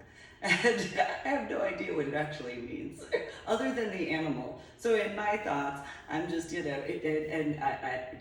females, whatever, just think, okay, fine, his girlfriend was there, fine. But it is one of those, so I just got called. No, that's fine, Okay, I know I'm young compared to everybody, so I'm like a pimply faced teenager. No, that's fine. I see how it is. No, that's fine. No, it's okay. I'll just go outside, have a cigarette. Is that why I'm called a bullfrog? No, that's fine. That's fine. I mean, it's. I can make fun of myself easily. However, yeah, it's just one of those, yeah, no, that's fine. No. It's a female telling you, no, that's fine. I know that's fine. Yeah, no, it's fine. Yeah, it's fine. Call me, it's fine. It's fine, it's fine. Mm-hmm. No, it's fine. It's fine. It's nothing, cuter. I like baby platypi. They're very cute. Little baby platypi. Some personal. No. Tadpole? Huh. I don't know. I like the platypi. It's a little bit better. It's bigger. It's cuter. You don't mess with its territory because sometimes it can be mean. It's protective of their, little baby platypi. Mom? No, I got a little rather sort of. I know, because compare what a tadpole body looks as compared to a platypi.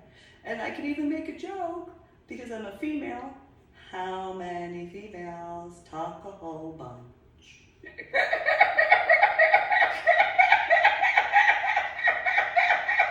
And then, when you think about the platypi's tail, I do wear corsets. So I can make that joke. I can make fun of myself like that. And then because of wearing heels, there are those factors. Stiletto heels. Sure, whatever, fine, nails. Mm-hmm. Well, you just, however you want to view that one in that particular reference. And it is what it is. And then as far as nails, you got the as far as their little tootsies, getting the nails done, and then they do have kind of, and so I can make fun of myself easily. So then, the minnow, I suppose you could think of something better. There's whale sharks. They're cute, they're friendly, they're huge. Although I'm not a vegetarian, so there's kind of that. So more of a carnivore in comparison. More of that. Not really an omnivore. I like steak. Comparison, particular. So for that one, I guess,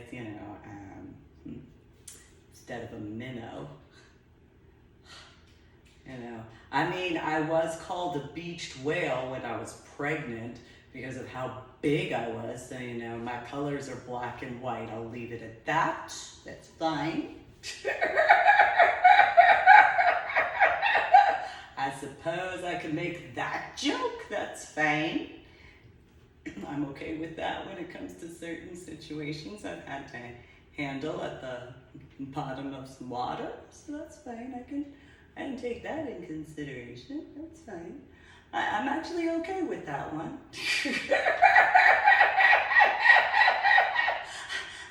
I can really make a joke because of SeaWorld and all that. And, I can make the joke. It is my scuba diving colors and lifestyle colors. So, but more along the lines of, I was called a beached whale because of how much I gained 30 pounds in 1 month while pregnant.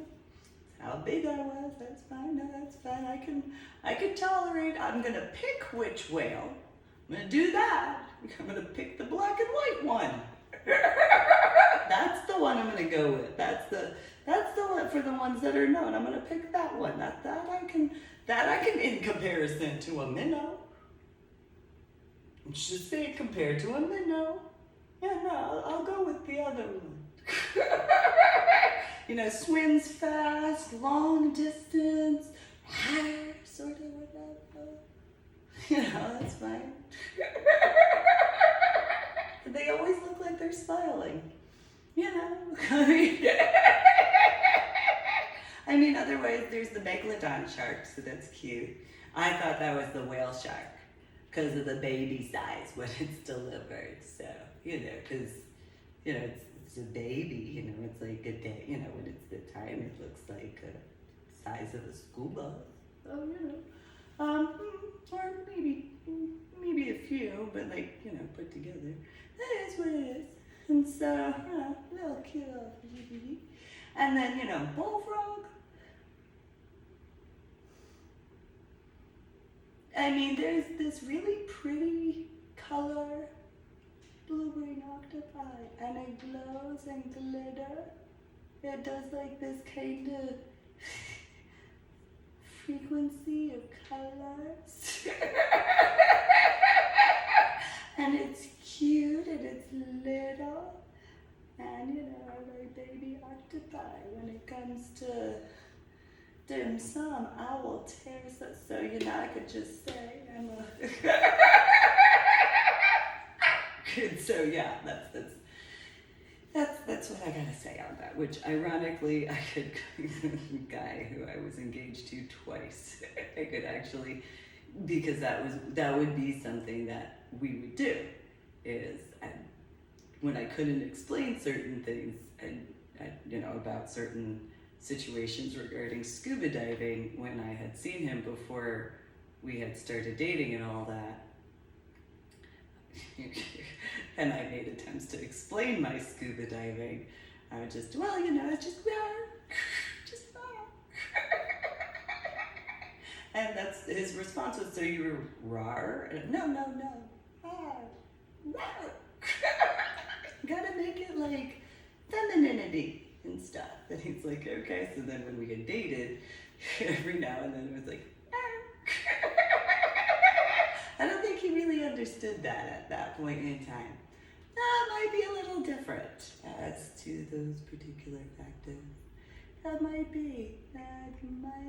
just be. I did say that though, even at scuba diving, so like there was Matt West, and I had done that too, where I was like, yeah, you know, it is what it is, you know. And at one point in time, it was a scuba dive before the chili cook-off. And he was like, what is this rar? And I'm like, that's my type of scuba diving. And he just looked at me, and he's much taller than me. He looks down at me, and he's like, so your type of scuba diving is rar? Yes. Rar! He's like, I don't think that's your type of scuba diving. Well, I would respectfully disagree that if you were to ever learn about my type of scuba diving, you would have to agree that my type of scuba diving is rare in comparison. Especially. Because he was in my, we were in the same National Geographic Open Water Scuba Diving certification. And so it was as it was. Yes, it was a situation at that point in time. So yeah, I don't know if certain, specifically I guess males, because I don't know what their MOSs were in the military. I do know that there were quite a few females. They weren't necessarily associated with international scuba, you know, as far as classes. They kind of would be in the area. And they kind of, I don't know what their issues were, but they kind of, I really don't know, because I don't know if it was a competitive thing, looking back now in 2022, compared to then in 2009, where, you know, I was earning whichever number of scuba diving certification. And there were a few where they'd kind of walk up and they'd have their little bikini going. They'd have their wetsuit onesie, tied around their waist. They just kind of walk up. It's like, I'd be just sitting there, whatever, have my cigarette, and it was as it was, doing my work and stuff, and they just kind of, hi.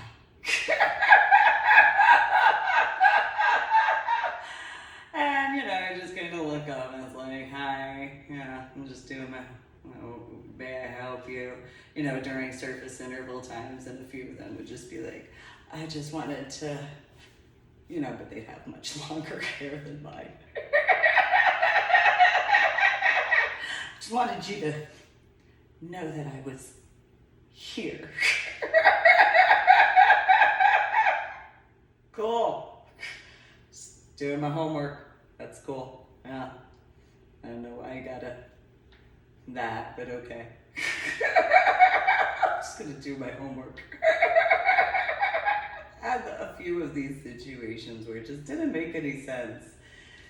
But then again,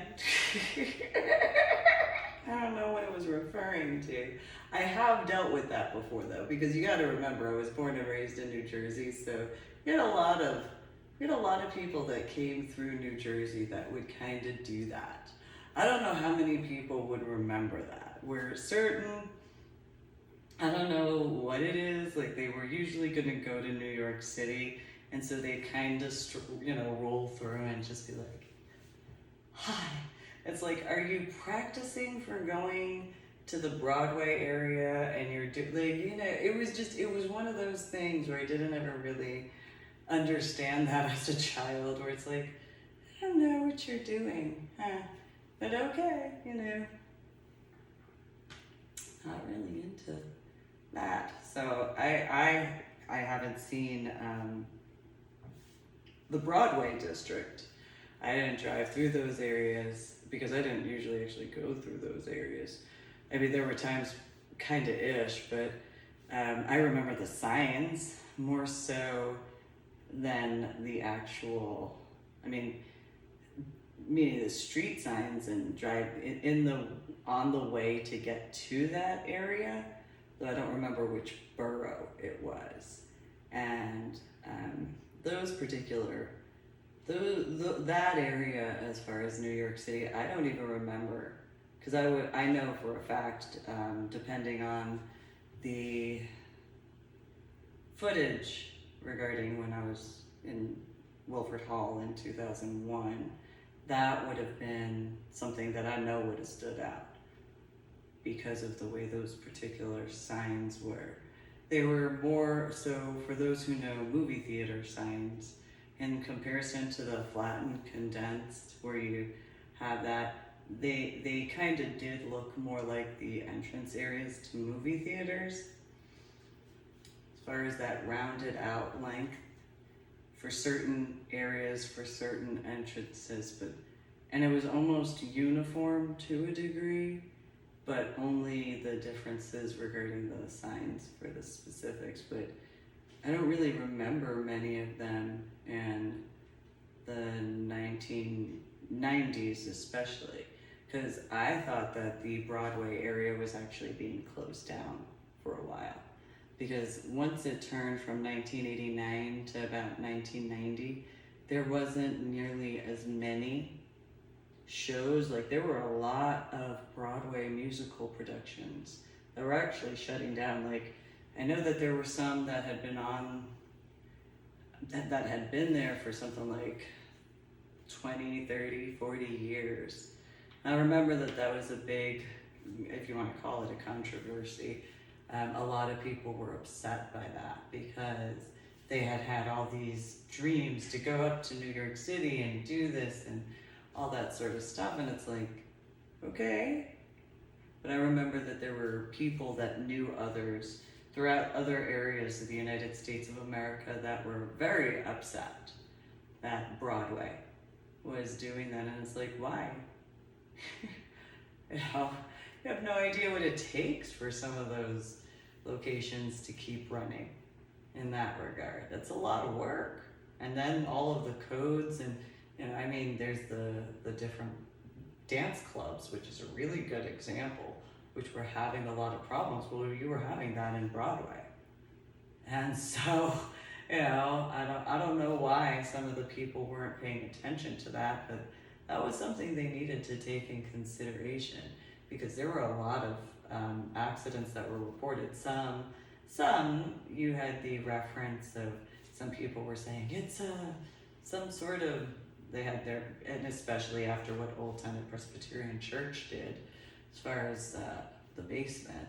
So there were a bunch of people that had said there were stuff going on, which I actually wouldn't be surprised in certain references, especially that area in New York City, but also, the competition as far as whatever musical aspects of, there were a few people that were known to cause a bunch of needless problems, and then magically they were whatever, and it's like, because so my biological sister was really into whatever, and I said, I'm gonna make sure that if I ever have to deal with that, I will be in a role that nobody can ever replace.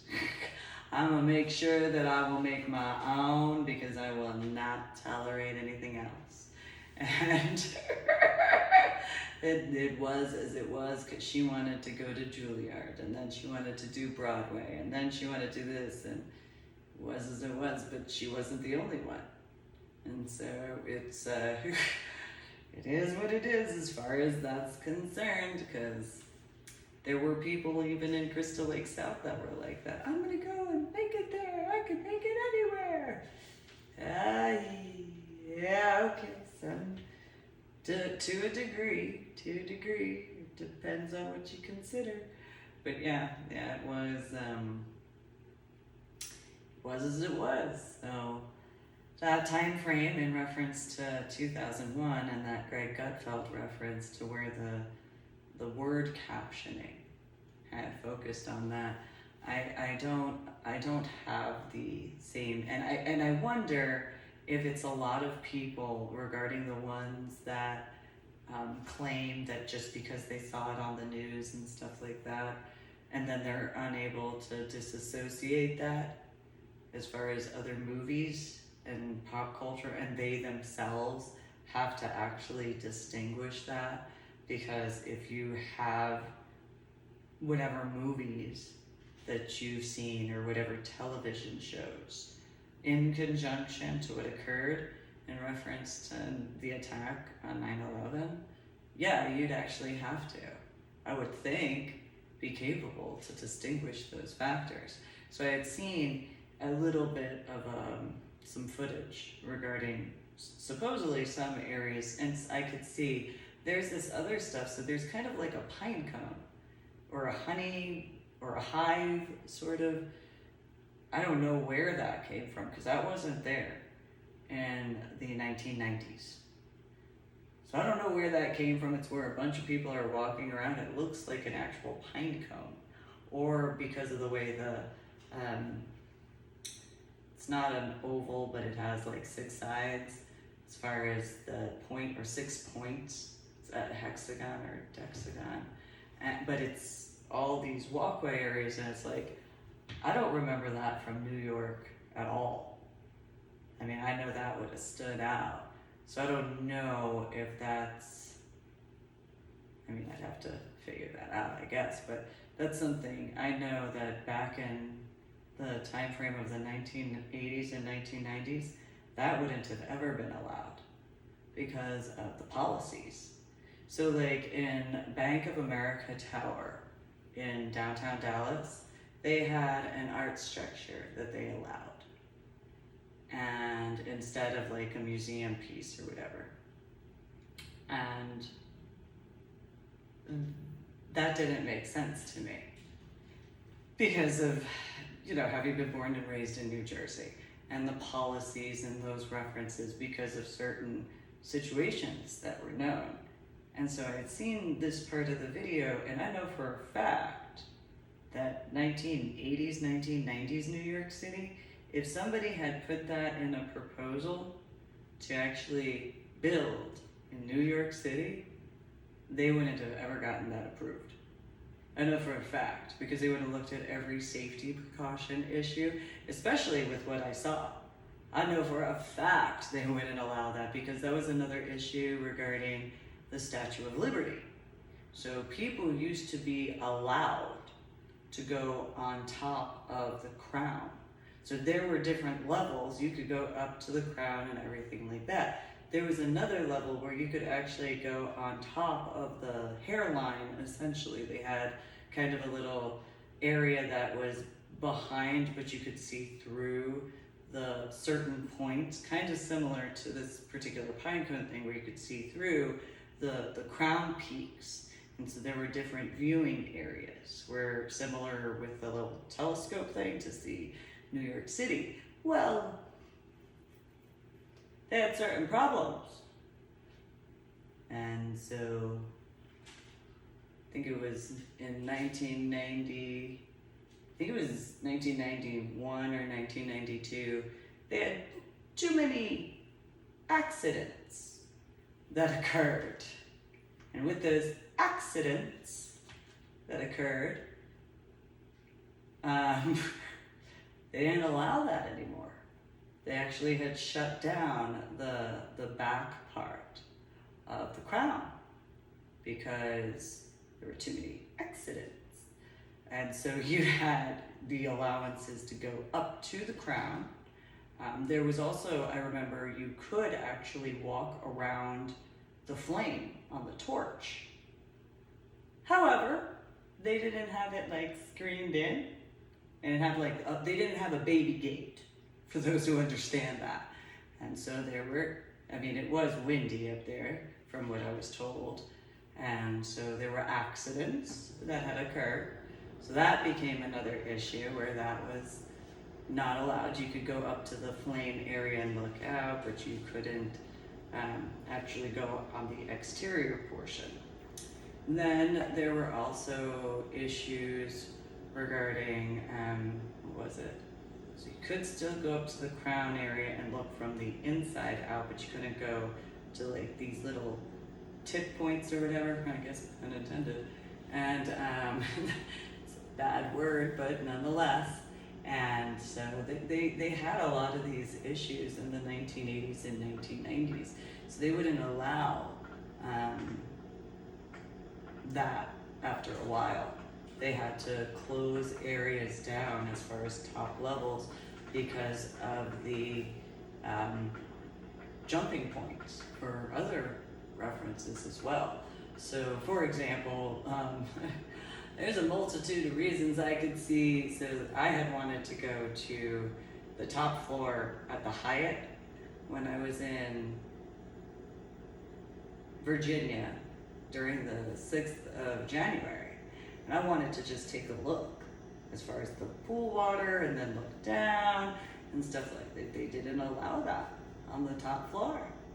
I had the top floor and then there was the actual top floor. It's like, well, okay, that might be security partially, so I can understand security on that in different ways. And then, and then also because there were several situations. What was it? I think it was so there was the Empire State Building. There were a few jumpers, and there were a lot of situations when it came to several areas, not just New York City, that were reported. There were people in reference to the bridges and stuff like that. There were a lot of those situations. They actually had to put barriers because people would, whatever the situations were in, go over into the water. So a few situations. So when it came to Broadway shutting down, that's actually the irony. There were so many situations over that. And so while I understand, and see, this is where I don't understand pop culture, where, you know, real life, it's that distinguishing factor. And so I don't know how I know that they have warnings on movies and all that sort of stuff, but I wonder if that has something to do with it. I don't know, that the need for that distinguishing factor. And so that's if you're about life. And so, yeah, I didn't know why so many people were upset, but even my biological sister was. She threw, I can't remember whatever production that had been on Broadway, and they were doing whatever they were doing, and she fell to the floor crying, just so sad because of this Broadway musical. It's very weird. I didn't really understand it, so, but I also didn't have the same sort of view.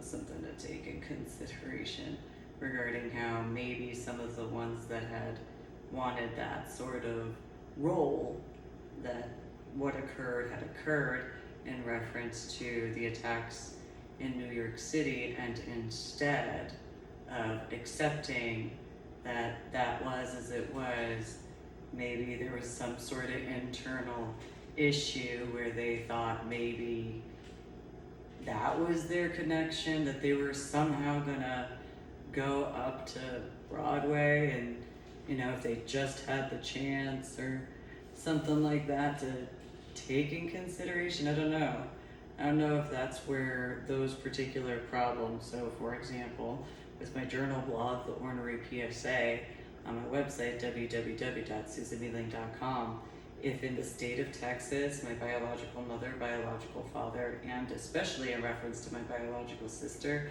had, with the Millers, portrayed some whatever of whatever, and the aspects of, because Patricia didn't get to go to Juilliard, and Patricia didn't get to go to Broadway, and all that sort of stuff, if in regards of the attacks from 9/11, and her trying to portray that she was there longer, did more than she did, if in that hypothetical, well, it'd probably be because she had wanted to go to Broadway. And so the theatrics and the drama and that sort of stuff, and that goes to the accepting reality. So I don't know if that's been proven officially, if that's the case, if any of that occurred, especially with the 21 year. And it's not an anniversary. I wouldn't be surprised if people who actually knew people in the area, and when I say knew people, I mean actually knew them. That genuine connection. Not saying you can't as far as Broadway, but that interpersonal connection. I would guesstimate that they cannot stand the term anniversary.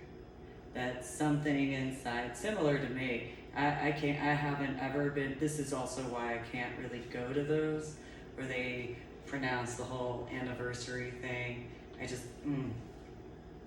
No, it's not an anniversary. That's a memorial.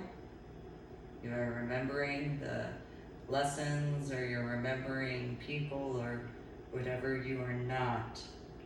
But that's not an anniversary. I know it by definition, and this is, to Greco-Roman Latin, that by definition, yes, it is a yearly situation, and yes, you can try to spin it in reference to celebrating life that continued, and yet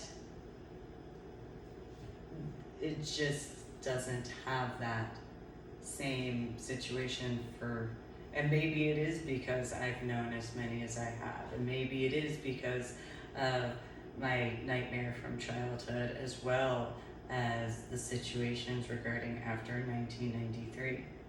Because you gotta remember, in 1992, I gotten sick with mono Epstein-Barr bronchitis, Lyme's disease, and the flu all at the same time. So when the 1993 attack occurred, I couldn't do anything. And I'm sure I would not be surprised if Mike and Anna I wouldn't be surprised if they were contacted by Joe Jose. If Joe Jose and or Sunny Sonia contacted Mike and Anna after the 1993 attack and were like, bring Susanna over now, I guarantee you that if they were to think about that, and whether it was Sunny Sonia or Joe Jose, that would be their sign. If after the 1993 attack, within, I'd say, knowing at that time, whatever, 2-3 months, I guarantee you then that is the sign that they pretty much would have needed. Because especially if it was Joe Jose, if Joe Jose was not even willing to have Sunny Sonia contact Mike and Anna, which Sunny Sonia would, do the soft soaping sort of thing, like, oh, I'll make some pollo ajo for you, or whatever. If it was Joe Jose who contacted him, that's how much work as to running around. But there is the irony regarding that pine cone sort of situation. It's not the same, but in certain regards, as far as when I would go around and in the different areas assisting where I could, because of making sure security was taken care of correctly. So, especially whoever, there are those who would know, depending, in comparison to me. I didn't pay attention to, not that I didn't pay attention to the individuals in that capacity, more along the lines of the employment aspects. It wasn't something that, whatever floor I'm going and doing security, runs and stuff like that, and that's what it was. And so, it was as it was. That's kind of how that was during the time. So, after February of 2022, I remember how I was after 1993, and this is about as similar as far as that's concerned. I really didn't want to go anywhere. It was I wanted to go and hang out with my friends, but at the same time, I didn't. So if I had seen my friends, I'd go and hang out with them. And if not, or if they had preferred their computer stuff, I couldn't be around it. After certain things, when they had preferred the computer, I couldn't handle it. That was not a situation I could deal with. Being around that much technology while additionally doing coding, no, I don't care about that. Not to that level. I gotta do stuff. I gotta move. I gotta do, I gotta run around. I have to. Otherwise, when it came to, by the time of, when it really sunk in, especially the energetic factor, after having healed from monocytic bronchitis lymphocysts flu at the same time, I just didn't want to go anywhere. Mike and Anna would be capable to essentially be capable to verify that. They could barely get me to go to church. And when I didn't want to go to church, it was one of those, well, what's wrong? And I couldn't go over these details. And so, there was the knowledge in reference to the names, but it wasn't the same in the exact same way as to 9/11. And so, there just wasn't the capacity even back then, because they had no understanding. They realistically didn't want the understanding, because in order to understand, they'd have to deal with the reality. And that, next step, essentially Marine and Science Technology School, I got into martial arts and all that sort of stuff, and it's like, what can I do to actually, as many as that I lost. So by the 1980s into the 1990s, I had lost however many I had lost by then 1993, and it's like, that's so many people, and I'm about life, and so they didn't ever understand. It just wasn't for them to anyway. That's kind of the other thing. It wasn't for them to understand. It was none of their business. It wasn't for them to be involved with. They thought it was just a phase, and it's like, how many times do you need a sign before you accept the fact it's not a phase, it hasn't ever been a phase, it won't ever be a phase, but you know what is a phase? The time frame when you finally accept the fact that it was your thought process. That was just a phase. And so, it is what it is as far as that's concerned. So, that's another reason why I know that there are different types when it comes to the area of the tri-state area. And so, there are different versions of different people. You know, there are differences between people who move from a small town to New York City compared to people who are from a semi-large city to New York City. Same thing from one big city to New York City. It's completely different in those references. And vice versa, of course. Then there are those where there is the difference regarding those who live in New Jersey, Pennsylvania, which area of. You see it in a multitude of factors. And so individuals who don't really have that understanding, it's not really that difficult because it doesn't matter what state you live in. So I'll give the example of only because I was listening to Greg Gutfeld and there's, you know, that little cutie patootie Marine. He had, you know, I think he said I think he's Georgian or something like that. And so I'm sure there's a difference between, you know, Dewey Rose. I mean, I've been there, so I'll be honest, I know this. But he'd probably know the difference to like Macon compared to, you know, Atlanta. There could be a difference. Possibly. Maybe there's a difference between those areas and what's another one. There's the Saint something another near the water, you know, the ocean water compared to a river was another one. Alpharetta, that's another one. Probably some little differences here and there. And then, you know, probably, hypothetically, there could be a difference. What was the town I went to? Oh, there was that Dalton. It reminded me of B. Dalton, or W. What was that bookstore? Because I'm that dork. I am that dork. That was why. That's why when I went to Georgia and I had seen the areas on a map, I was like, oh, it's like a bookstore. In my thoughts, because I am, because I'm fairly, I think it's B. Dalton, W.B. Dalton, if I remember. There was that bookstore in the mall, I think so, and so I was all excited, because I know that's kind of a little whatever, I am me, so I was all excited. I'm gonna go walk around. Because, you know, and I hadn't been out there, so it was not really different, so. Anyway, I guess that's the point in time where I'm gonna end this particular.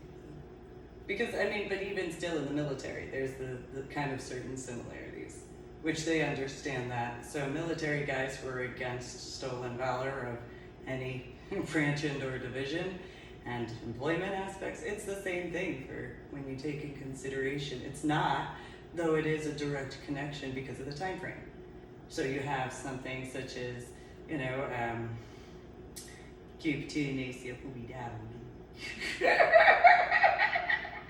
regarding Rob O'Neill and how he had taken out, you know, with the SEALs and, you know, doing their thing, and, you know, there's obviously those factors as well. So when you take all of these different interconnected situations on top of other factors, well, that's the importance of telling the truth. You know, if you have certain issues, whether it's medications or, in my case, the after effects of my head injury, it's not a weakness to acknowledge it. It's actually where it's not a crutch either. It's more along the lines of, well, here's, you know, go ahead and verify it. This is to the best of my recollection and all that sort of stuff. Here it is. And, you know, here's some room for leeway, you know, not in regards of not holding myself to a specific high standard. It's kind of the opposite. I tend to hold myself to an extremely high standard when it comes to a lot, despite certain things, but especially when it comes to facts and knowing that. Education is a really big deal when I was a child. So again, I was excited to go to Dalton, Georgia because I thought of the bookstore. So I acknowledged it though. I didn't write about it or discuss it, but I knew it as soon as B. Dalton. Is there a bookstore here? Not that I had actually done that. It was internal thoughts where it's like, there's a bookstore somewhere. I know at minimum you got a library. Somebody in this area might have a book or two. I know it. I know it. Internal thoughts. So anyway, you guys have a good day. Make sure to like my official YouTube video and subscribe to my official YouTube channel. Go to my website, www.susanmealing.com. Have a good one. Oh, and today is the 5th of May, 2022.